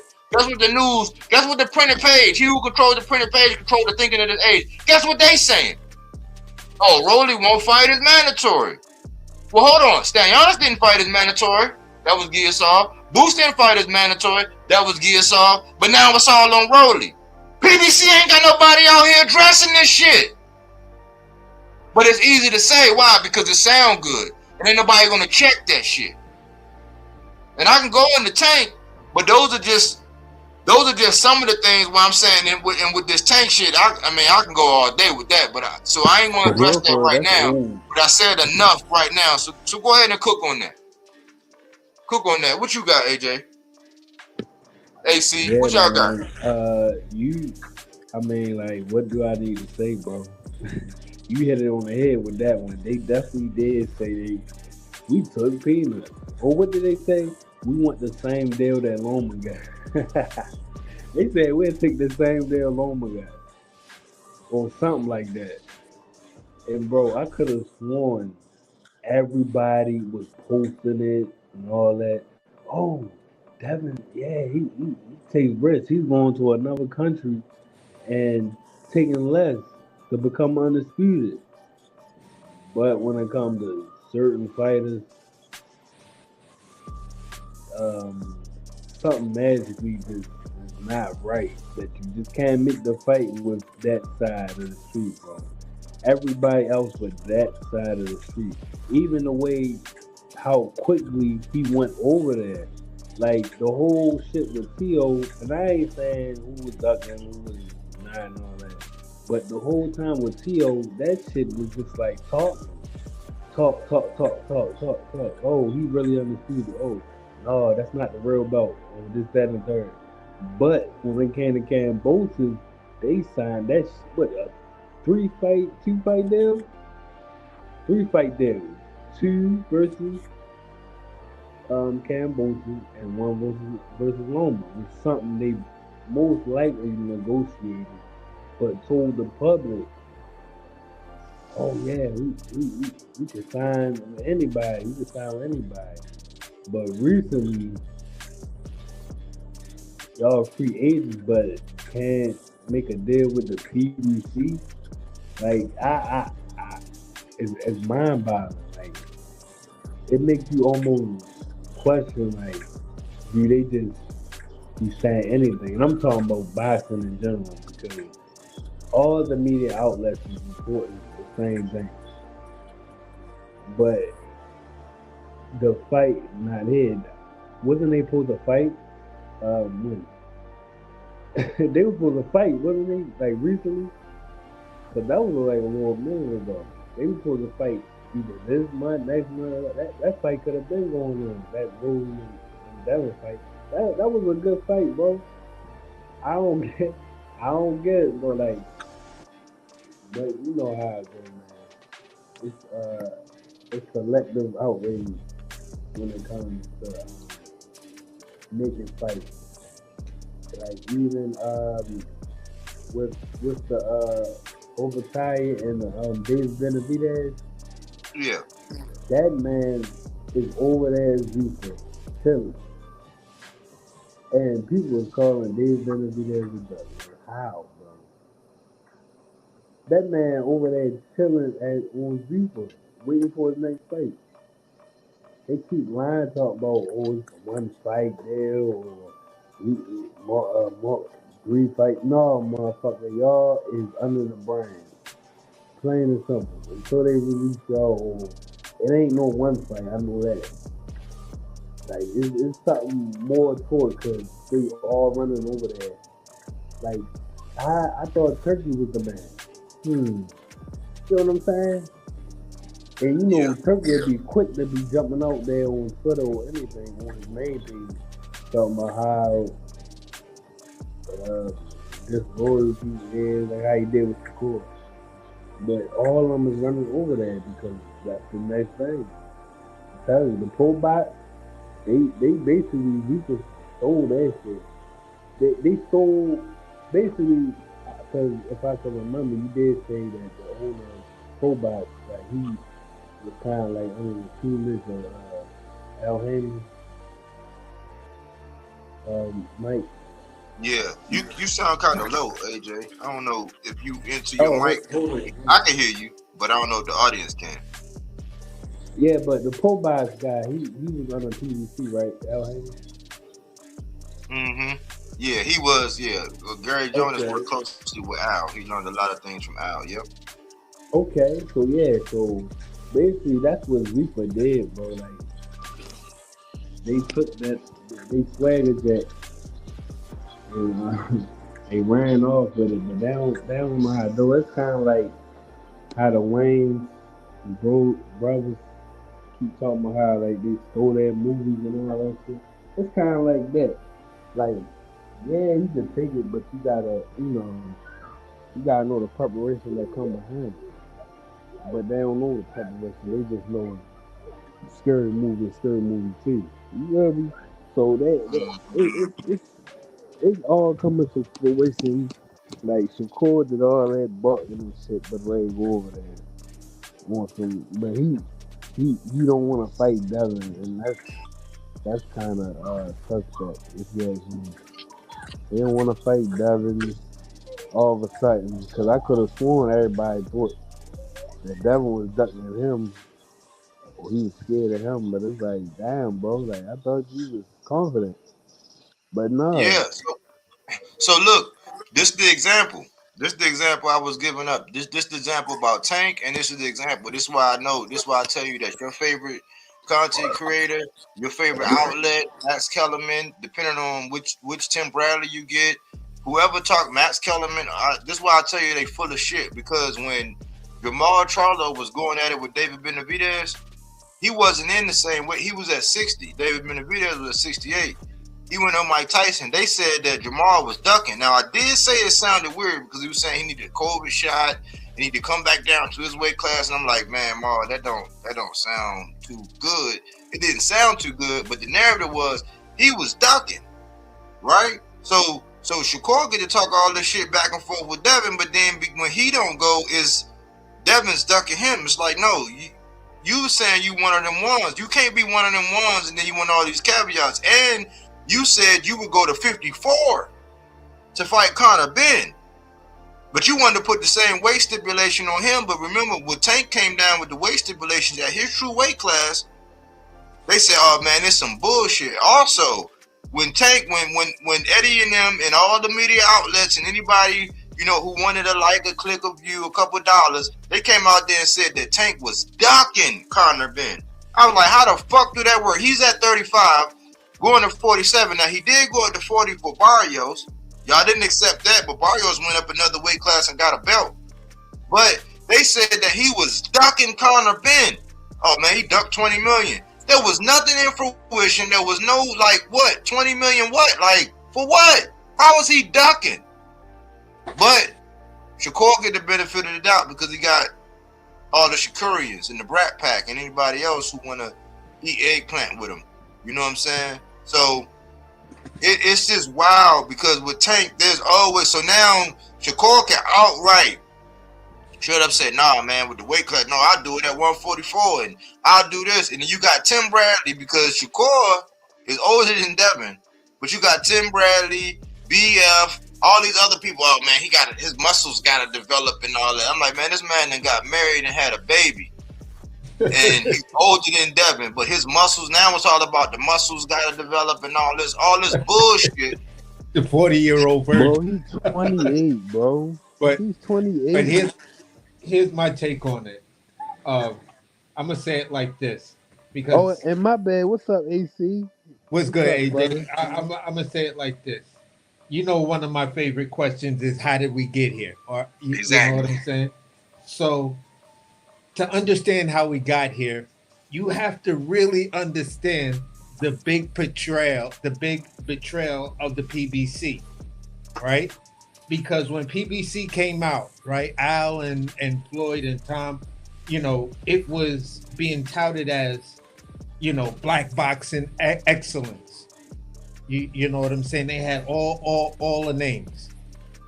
You had groups and literal channels and crews of these channels coming out to support PBC because at the time they were saying that they were out to support these fighters.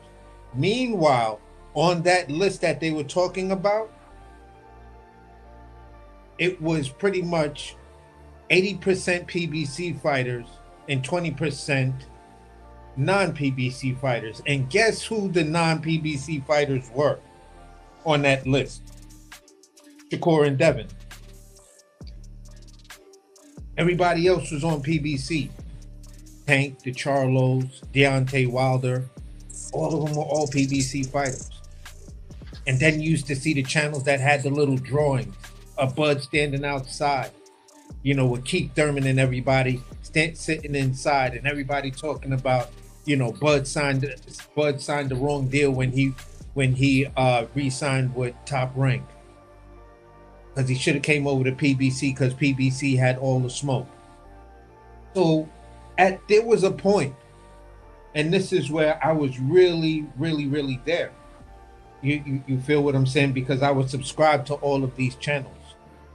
We're talking about the LDB guys. We're talking about the tree guys, the teach tree guys. We're talking about the chant side guys. All of these guys were heavy supporters of PBC. You know what I'm saying? That whole crew was heavy supporter of PBC. So as time passed and the money and the politics and the business, people reached out because all of these people were doing excellent jobs because at the end of the day, from my understanding, we were all subscribed to these guys. Yep. You feel what I'm saying? And we were listening to them on a regular, giving them chat, being in the chats and sending super chats and all of that. We bought into it. But then what we didn't really understand was each one of them had an assignment.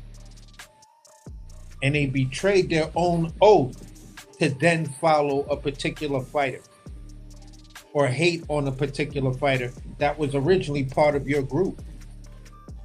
That was originally part of your talking points. Yep. That was originally part of your mission statement. But then you betrayed your fan base. You betrayed PBC.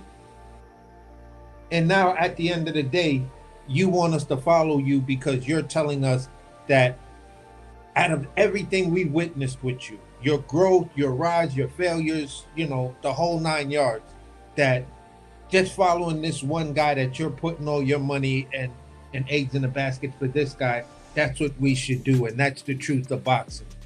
That's where boxing should lie. Some people splint it off. You know what I'm saying? But at the end of the day, when I look at it, all of those guys, and I could probably say from me talking with Bodywork, it's the reason why he started his channel, because it came to a point, it was like, yeah, I'm rocking with you, and then, whoa, wait a minute. What the fuck did you just say? Hold on, bro. As a man, how could you say that? As a man, how could you fix your face to say that and feel comfortable about it? Whoa, hold on, bro. I rocks with you, but I don't get that. Somebody ban that dude. Put him on timeout. What did I say, bro? I thought we were all men. Give this nigga 86,000 seconds. You know what I'm saying? Like, so at the end of the day, man, it's like top rank was always a high and low talking point. You know what I'm saying? PBC, it was high, and then the money changed the people who were tasked with supporting it. Because those of us fans who are heavy Terrence Crawford fans at the time, you feel what I'm saying? For me, it was like, bro, why are we so heavy on just trying to say it's this and that? You know what I'm saying? It's the two fighters. The promotional companies really ain't got nothing to do with it, because here's the examples of them working with this, them working with that, them working with that. So as a fan, I don't want to feed into that.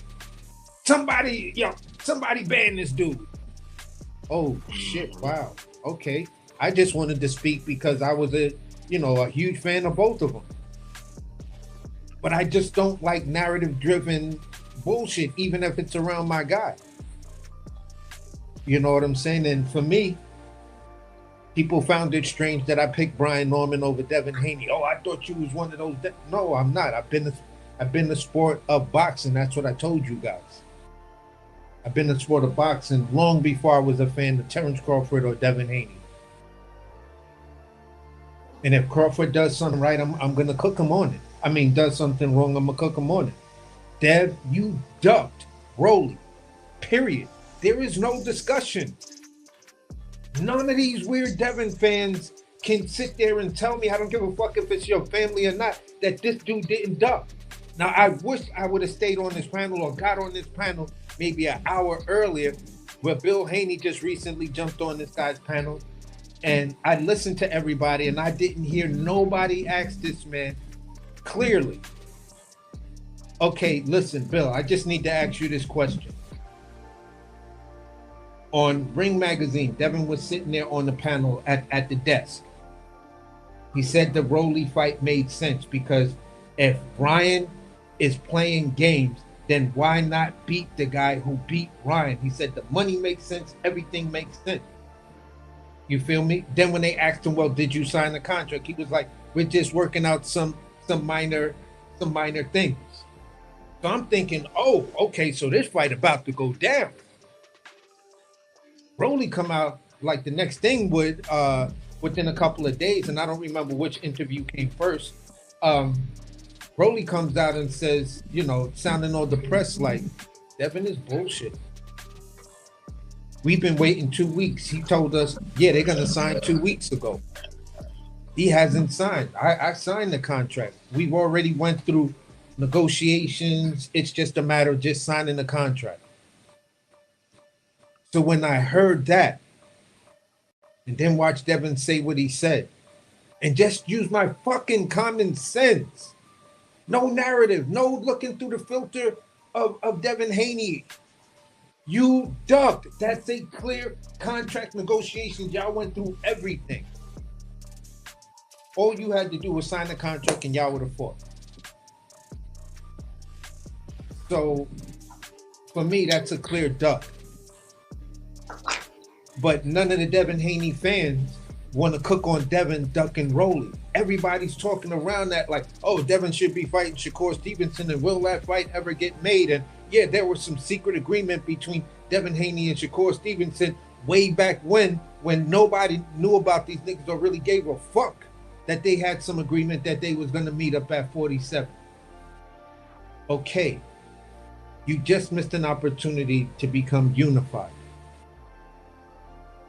Everybody applauded you for what you did at 35. Why can't you rinse and repeat that? You think just because you were undisputed one time, that's it? Bro, you fucking ducked this dude. Period, money. And for me, it was Bill. How did y'all do this? How did you duck this man to go sign with Zuffa? Like, make that make sense to me, Bill. And I don't want to hear the business of boxing bullshit because everything was signed, Bill.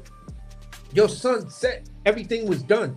Yep, that means both lawyers, accountants, and everybody signed off on the negotiation. It just went to the legal teams, and these are probably some very good paid associates just to draw up the contract. And that's it, bro. So how did that happen, Bill? And now your son ain't got no fight, and y'all talking about signing the zoo for the fight. Who? You had a fight right there. You had greatness again right there. Everybody was hyped. Even people who don't like Devin was hyped that you went from Brian Norman, now you going into Rolly. And you unified.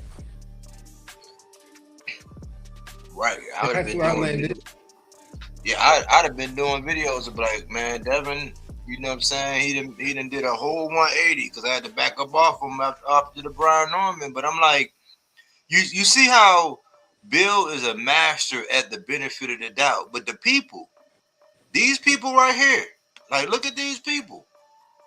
None of these guys get the benefit of the doubt, right? So how long we been talking about? Like, we've been talking about this since right after, literally when Chris Mannix came out there and poured water all over Shockey and Shakur, where Shakur gets to renege on his word.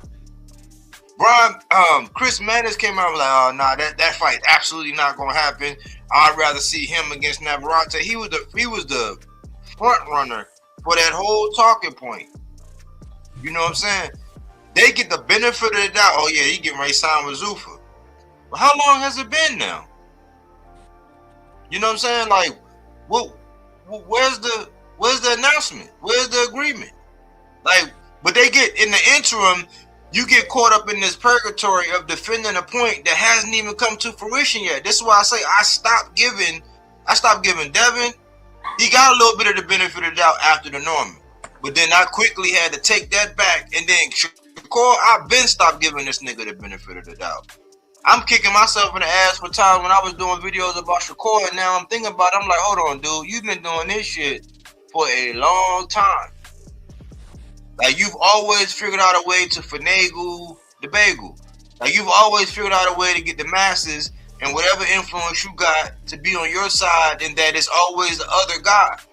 And it's like, well, damn, I touched the foot, it hurts. I touched the knee, it hurts. I touched the thigh, it hurts. I touched the ear, it hurts. I touched the phalange, it hurts. It's like, no, it's you, dog. It's the finger. It's you. If it's always somebody else, and so now, where you done got all this credit, where you one of them ones, he was like, then he come out with this thing talking about, I'm in the driver's seat now. Okay, so you in the driver's seat now, so now you in the spot that everybody had Tank in, but you don't want the same, you're not dealing with the pressure the same way Tank did. Like the same narrative that they used to paint Tank with and all this dude is acting even more like, yeah, you could justify with Tank, because if you look at him, he about 5 foot nothing. And he done already fought 3 of the biggest names up at 147. Stopped them. But everything that you need now, you need some kind of caveat, you need some kind of this, you need some kind of that. People will brag and boast about how big you are compared to a Shockey, and then say, oh no, your muscle need to go develop to be fighting Devin. It's like, you can't have it both ways, bro. I was going to do a thumbnail saying, man, is this man bi? You know what I'm saying? Because he love having it both ways, bro. Uh-huh. This man love having everything both ways. You can't have it both ways. And so I noticed that to a certain extent, Devin get to have it both ways. He get to duck Rolly, right? And now even with the stake of Keyshawn, even though ironically I'm leaning towards Devin in the Keyshawn fight. I don't think Keyshawn is as good as what everybody think he is, and I think that I think that Devin I know this one thing. When Devin is really, really confident about fighting somebody, he really, really trying to make something happen. But see, Bill comes in and then he throws in the whole, oh no, I'm not gonna fight Wily Kid if I can't fight Wily Cat. It's like, damn, bro. So everywhere you go, you gotta have a threesome now? Like, make it make sense. Like, do you want the smoke or not? Expose Keyshawn if that's what he pull up his slip. If that's what it is. But no, these cats nowadays want it both with Devin, and that's why I say that they deserve each other, man. These cats want it both ways. So think about this. Shakur can say, oh no, I just made it to 140. I have not acclimated and I just got there and all this, but he don't have none of the responsibility of fighting, none of the smoke at 40. He get to tell, oh, don't try to talk yourself out of it, Oshaki. You said you'll bring your ass up to 140, and when I do X, Y, and Z, you know what I'm saying, I don't want to hit no excuses. But then the fans jump in the way and say, oh, we don't want to see Oshaki versus Shakur. I'm like, nigga, what? Has Oshaki fought at 40 before? Yes. So what are we talking about?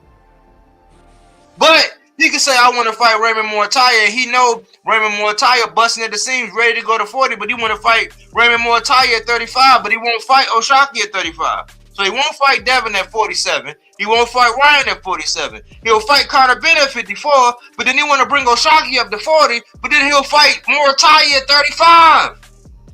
Like, make it make sense. Nobody can.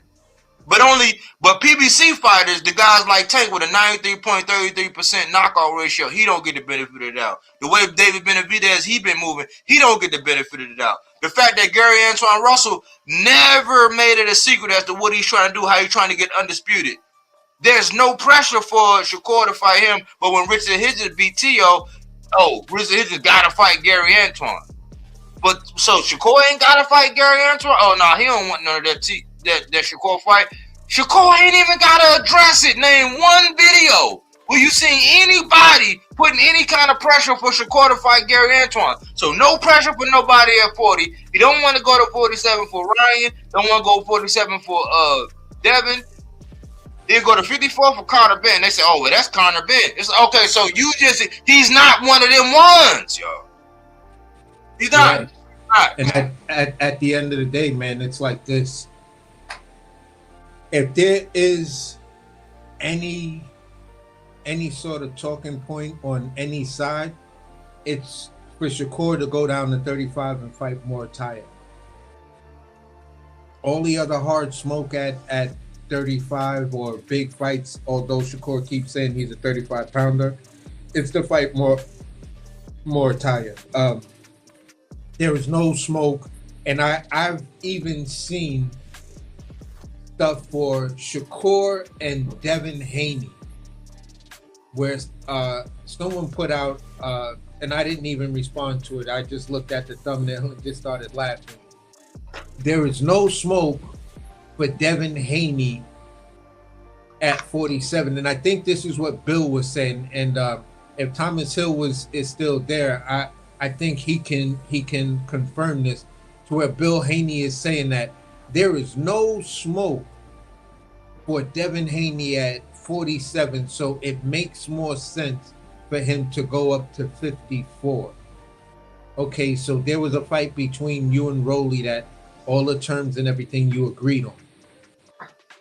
Rolly is what you consider smoke because it's unification and it's a bunch of other shit on top of it. You just said it's the guy who beat the guy who beat. You just said it's the guy who beat the guy who beat you. And there's no smoke, Bill. And the only smoke is at 54. And I'm trying to think to myself, All right.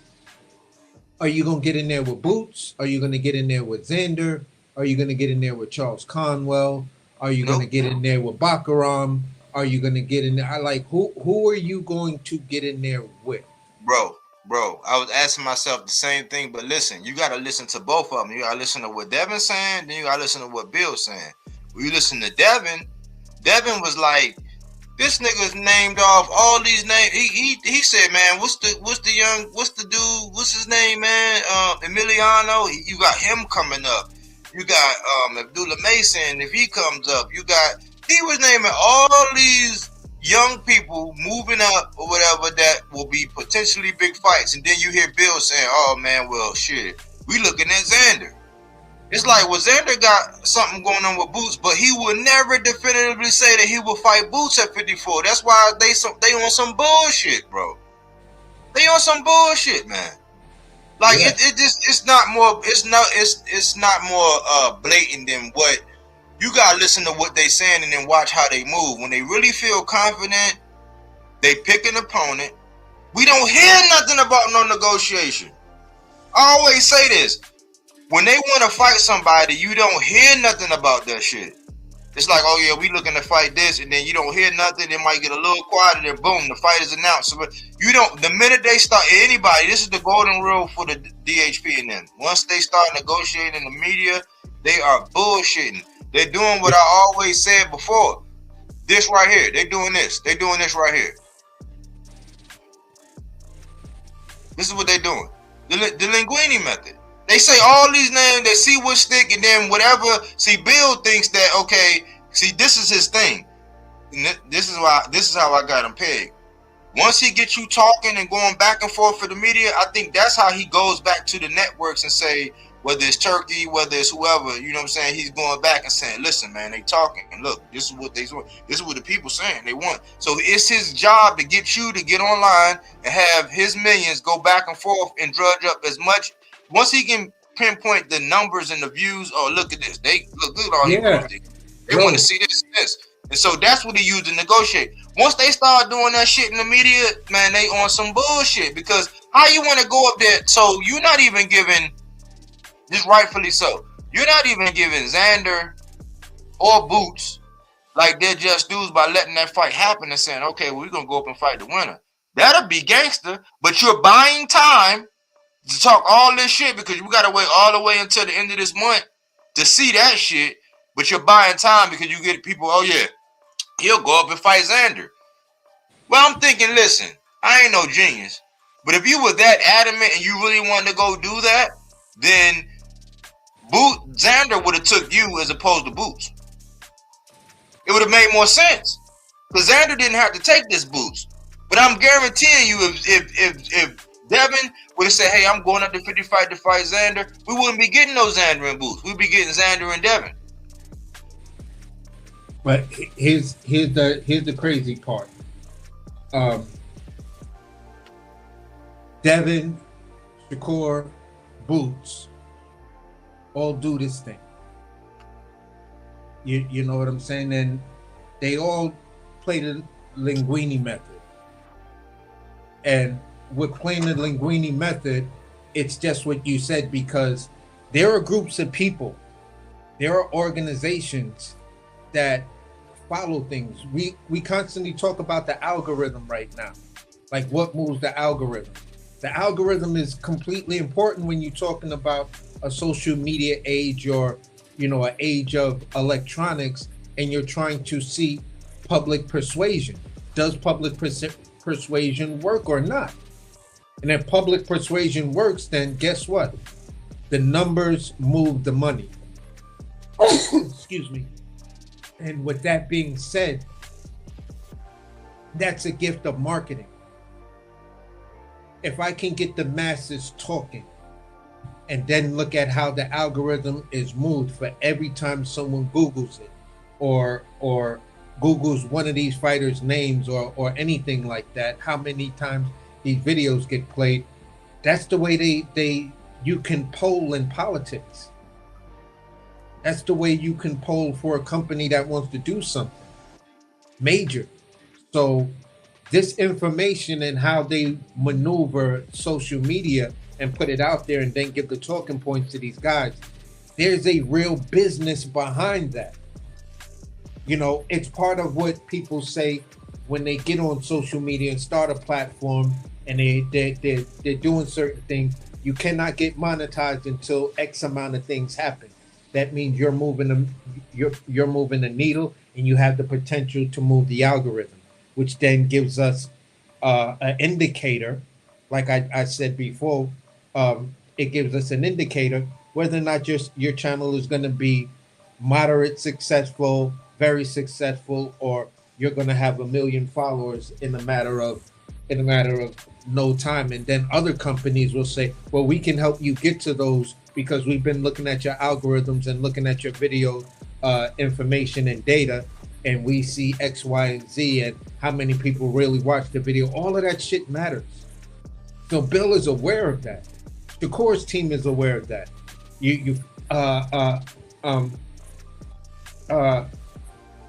Boots' team is aware of that. Eddie Hearn is aware of that.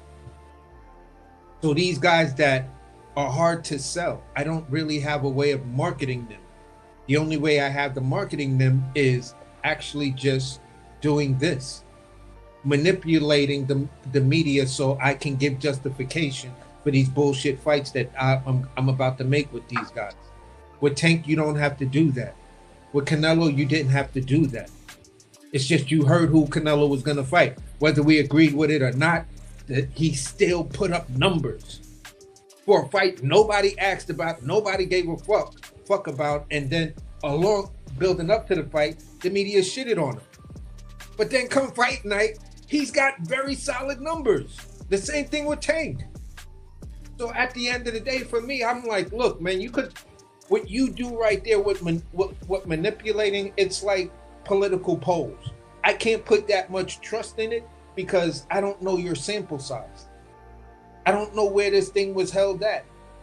So when you do this linguini method and you're not giving me nothing serious, then I have to question, are you serious? Because there's nothing serious about you. You're not chasing the smoke, and whenever it comes up to the smoke, you know, there's this certain sector, even if I'm a fan of one of the guys, there's a sector of that fandom that's like, oh, I don't understand why this fight's going to happen. Don't nobody want to see it. This guy didn't put up any pay-per-view numbers. Who is he? And I'm like, your guy isn't even a pay-per-view star. So what the fuck are you talking about? Exactly. By the numbers, none of them are like Shakur. He could do New Jersey. He do it, but like you had your chance. You had like it's nowhere near like the whole Floyd versus De La Hoya. But like everybody was saying, okay, Tank the money man. You had your shot. You could have beat, like, if you was that guy, you could beat the shit down Tank leg, but like now that's an afterthought. So now you don't. So now you're in the driver's seat. You get to do all these other like sassy ass things that you do. Like this dude be sounding sassy as fuck. So now your fans have relieved you of actually keeping your word. That's why I'm saying I'm glad it's been like a year and a half I jumped off that Shakur train. I'm glad because it's like, nah, man, now y'all ain't got to keep your word. Like now your fans ain't got to keep their word. Your fans can say, oh man, I got Ray Ford beating Oshaki, and then when it come out, you ain't got to eat no crow or nothing. Your fans are just following suit with how you are. You ain't got no pressure to fight nobody. You can move on your own time. It's already questionable. Like, man, when you put this nigga Shakur up under the microscope, and people will probably be shocked that I'm probably riding more for Devin than I am for Shakur right now, to a certain extent. I just don't like Bill and his antics because I see through him. But like when you put Shakur in all these moves that he's done for the past three years, like him, he was out here online, AC, celebrating Josh Padley, bro. I said, man, listen, they are cooking the shit out of Tank for a draw with Lamont Roach. They will be cooking the shit out of Tank right now to this day if he was celebrating that he fought an electrician, bro. And he struggled. The dude was one drop, 1 point. Like if the dude wouldn't have got, he might have got a draw with this dude. If this dude wasn't no world beater, he was in there with, he was like, that's my boy, Shakur did, that's my boy. when he could have fought JD Herrera, the guy who really had the interim strap that Zepeda and Roach bought the fight. He could have fought him. He didn't do it. When Schofield pulled out. And he's celebrating Josh Padley now, bro. I'm like, man, like this is a musty, dirty game, man. And it's just sad where it's going, man. And the media got control of it. But the crux of mine, just to bring it home for me, man, I'll land right here. My point, the point of this is that when you look at these guys on this thumbnail, right? By box office and by knockout ratio, and by being a money man, and by being the guy who people who have fought, AC did a great job this the other day. The people that Tank has fought, they have went on to be bigger and better, and he's giving more shine to anybody else. Like AC said, he knocked reality into these niggas. He knocked, would you say he knocks, I don't know. He makes them better. Yeah. But after you fight, you get this glow, or you get this thing, and people want to see. Because look how many people from that tree who he's fought, and they went on to do bigger and better, whether it's getting championships, whether it's being in big fights, whether it's people just being interested in after this. None of the other guys that's in and around him that he talk about have done that. Nobody has lost to any of them guys and went on to go do any other thing. Shakur might be gloating because of Padley, because he went over there and got that British championship, and Eddie get ready to cash him out because he talking about he want to see the old Shockies of the world. And I'm like, yeah, man, you want to cash out on this motherfucker, because the minute he get in there with anybody from on this side that got any notable name or any kind of thing, he gonna get his ass knocked out. David Benavidez, how he's been moving, he don't get no benefit of the doubt. Gary Antoine and what he showed, he bounced back from the loss with Puello, put hands and feet on Ryu, and now nobody want to fight him, and he been a boogeyman. And Rolly, he can't even capitalize on the momentum after doing what he did with Ryan. And Devin just ducked him. But Shakur get the benefit of the doubt. Keyshawn get the benefit of the doubt. Devin get the benefit of the doubt. Anybody else that they advocate, John Bataya, going over to Zuffa Island, get the benefit of the doubt. Anybody that's going over to sign with Zuffa, oh yeah, you get a pass. Oh yeah, you trying to be one of them ones. They gonna fight who? But these guys don't get the benefit of the doubt. And PBC don't have nobody out here on a regular basis that they're commissioned to actually come out here and talk that shit and to keep everybody honest about the conversations had around these guys. They just letting the media just run rampant and just shit on these guys, and nobody checks them. So I had to come out and do this one. I'm saying, man, PBC, y'all got to address this shit, because PBC taking too many L's in the media. And it's not true. For me, it bothers me. It's like, man, it's cringy to hear some of the things that they saying about these guys from PBC, and nobody's out here on a regular basis advocating for these guys. I'll land right there. How y'all want to land? For me, I'll land it right here. When it comes down to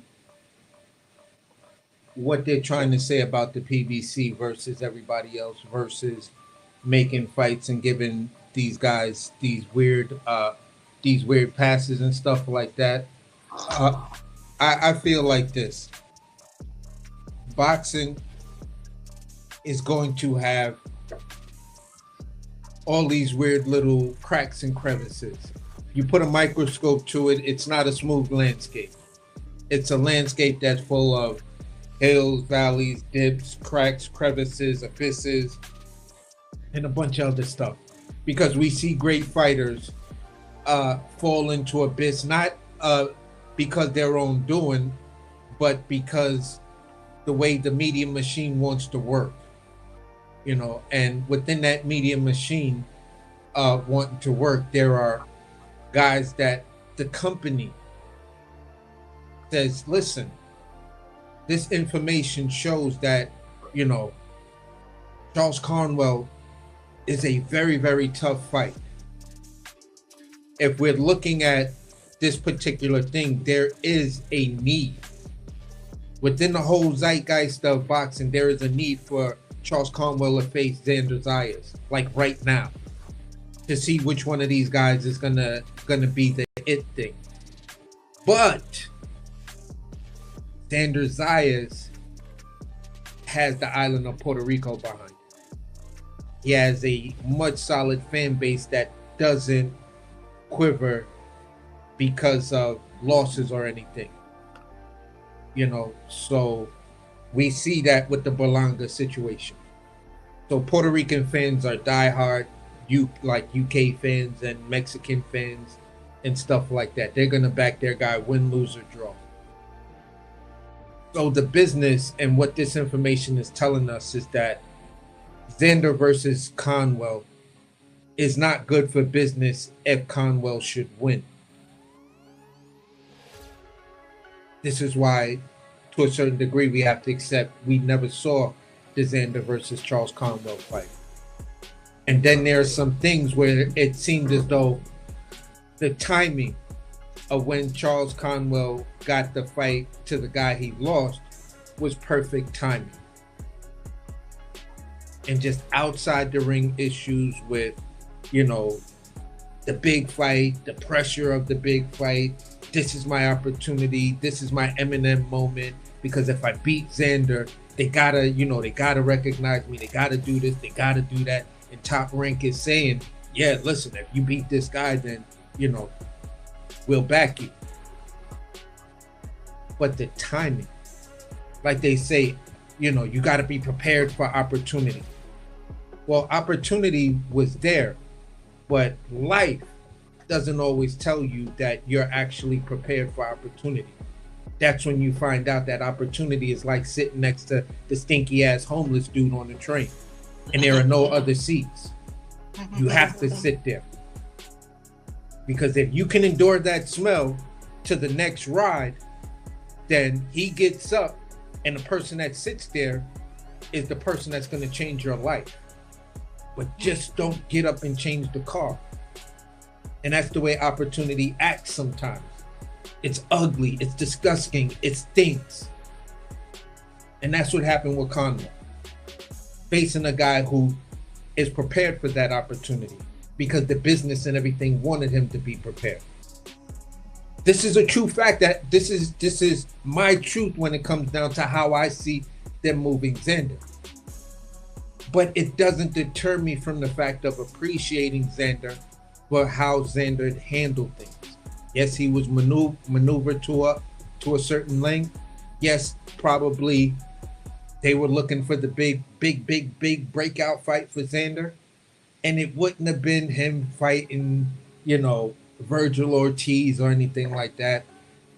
That would have been a stepping stone to get to the next level. It's like, I hate to say it, but it's like Xander versus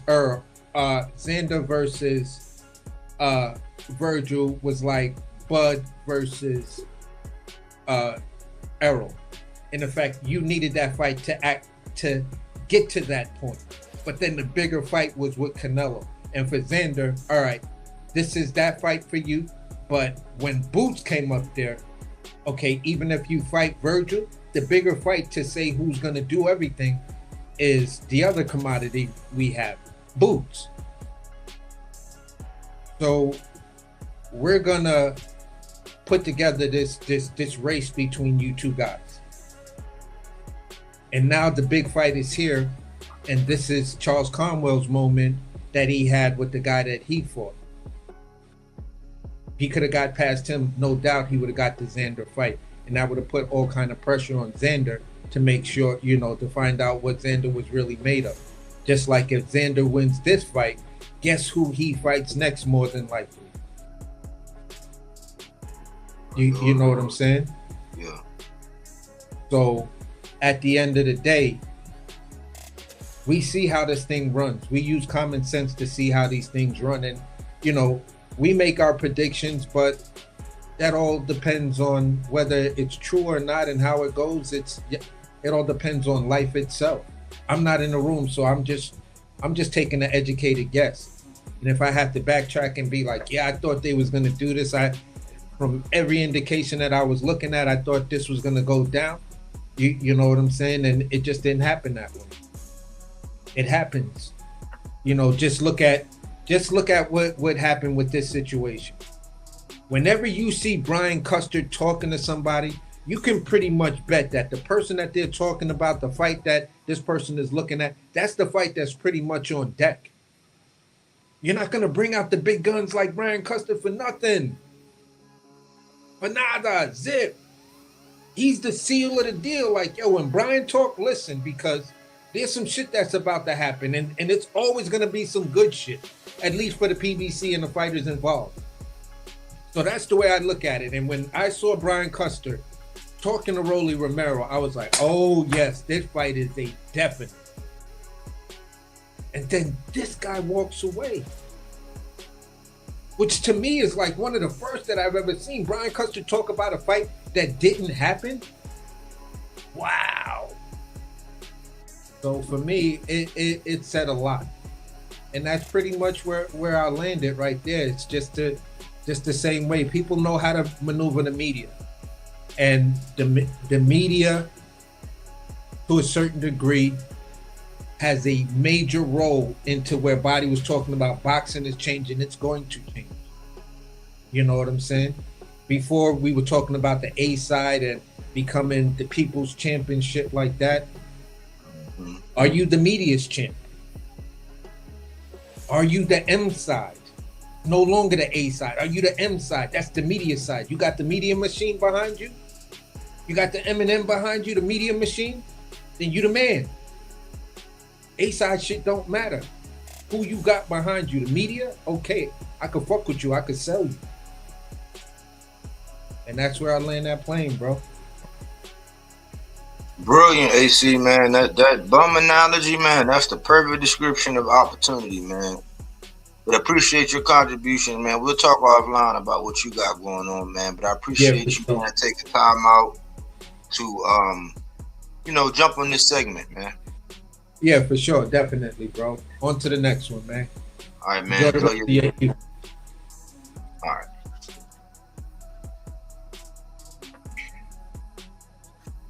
Got another good one in the books, y'all.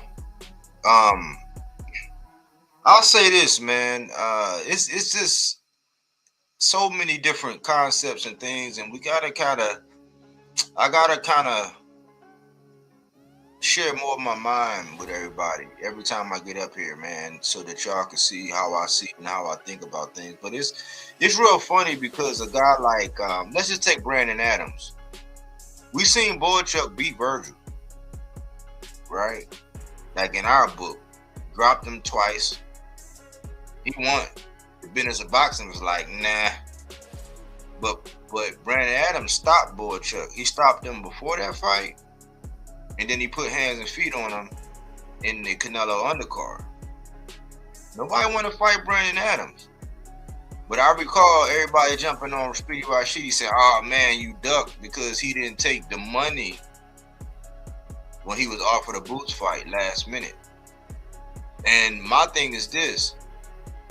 A lot of times, man, you gotta kind of check yourself as a fan and check, your integrity and how you're really thinking about things, because it's odd that Speedy Rashidi would get all the heat for not taking a fight. It was late. It was a late notice. It was low. He felt like it was a low offer. Hell, Charles Conwell felt like it was a low offer. And then I don't always put it on Boots. You know what I'm saying? I'd be like, yeah, your promoter worked for you. But I put a lot of it on Eddie based on his behavior. But Eddie has a track record of lowballing people. So I'm like, you got to check yourself when your fighter says, oh, man, the money wasn't right. Well, was the money not right? Or was the risk too high for the apropos reward? Which one was it?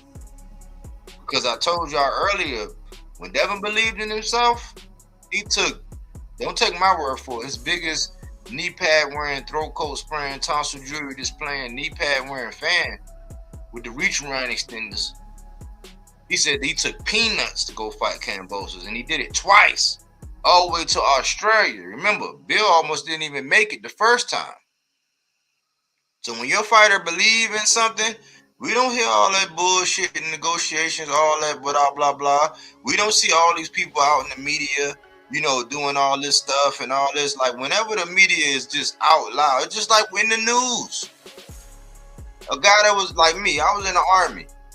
I don't listen to the news. You can't tell me nothing. Like if I want to go, I go look up something. I go look up this. I go look at that, and I'm like, okay, that's what's really going on. But as a guy that was in the army, all involved, if I listen to the news about some things, that pertains to war, I'll be way off. So when in boxing, when you got all these people in the media saying these certain things and putting all these things, like when Chris Mannix poured water all over the Shockey fight, and right at the very beginning, at the onset, right after Shakur got out the ring and the fight was over, whatever. Before the post-fight interviews, like when they go in the locker room and they talk to him and they sitting there doing the post-fight press conference and all that, before all of that, Chris Mannix had already directed everybody to push this Shockey versus Navarrete. And then instantly, you had Max Kellerman saying that, I think Navarrete beats Shockey. Based on what? Based on what? We see how our fighters move when they really believe they can beat somebody. We don't hear about no negotiation. We don't hear about none of that.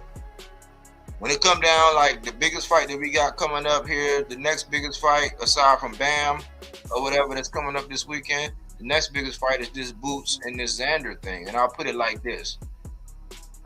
If Boots can't make that ring small, it's going to be a long night. If he can make that ring small for Xander, he might get him up out of there. That's what it boils down to. You know what I'm saying? I think that they both been talking like a little. It's the difference between being confident and then being cocky. I think both of them are being a little bit cocky going into this fight. So I don't really know what's going to happen. I'm thinking it's like a 65, 35, 60, 40 maybe. You know what I'm saying? Boots. But I don't know. It comes down to if he can make that ring small.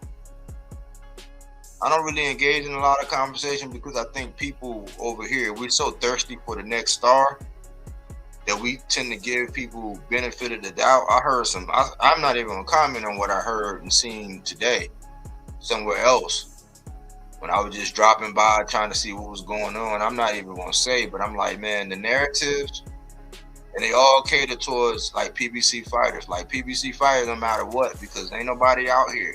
And this one was in regard to Fundora. I'm like, damn, so Fundora need, you know what I'm saying? PBC got to get out here and have a hub. They got to have somebody. I'll put my name in the hat to be that guy. You know what I'm saying? But like, we need somebody out here, man, that's going to say, hey, man, listen, man, no. Factually, you know what I'm saying? Like, historically, statistically, this is what's going on. He who controls the printed page controls the thinking of this age. And right now, PBC is getting played.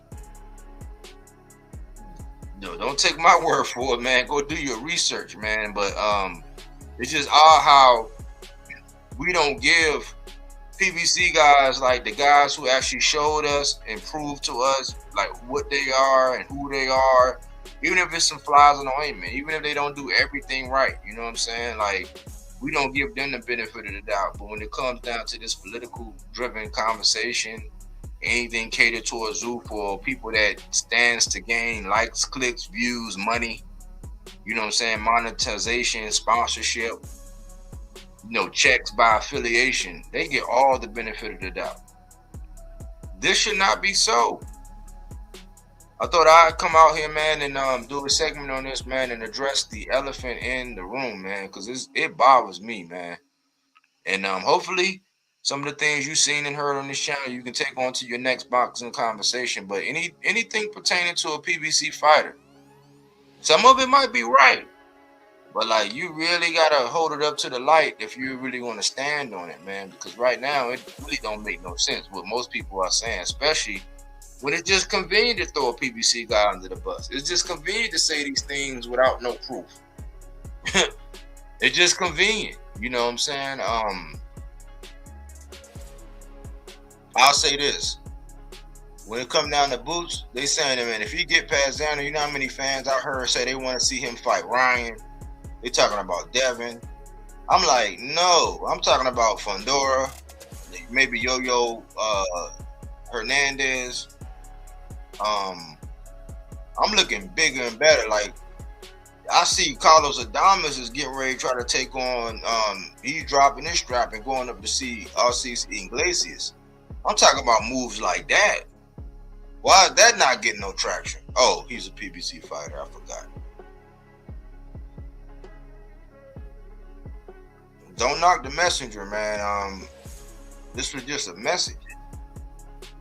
I always say silence is consent, meaning that all it takes for evil to prevail is for men and women to remain silent. So we speak to the things that need to be spoken to in the sport of boxing. We try not to be toxic. We're not even salacious. We just come with them facts. We creative. That's all we do, man.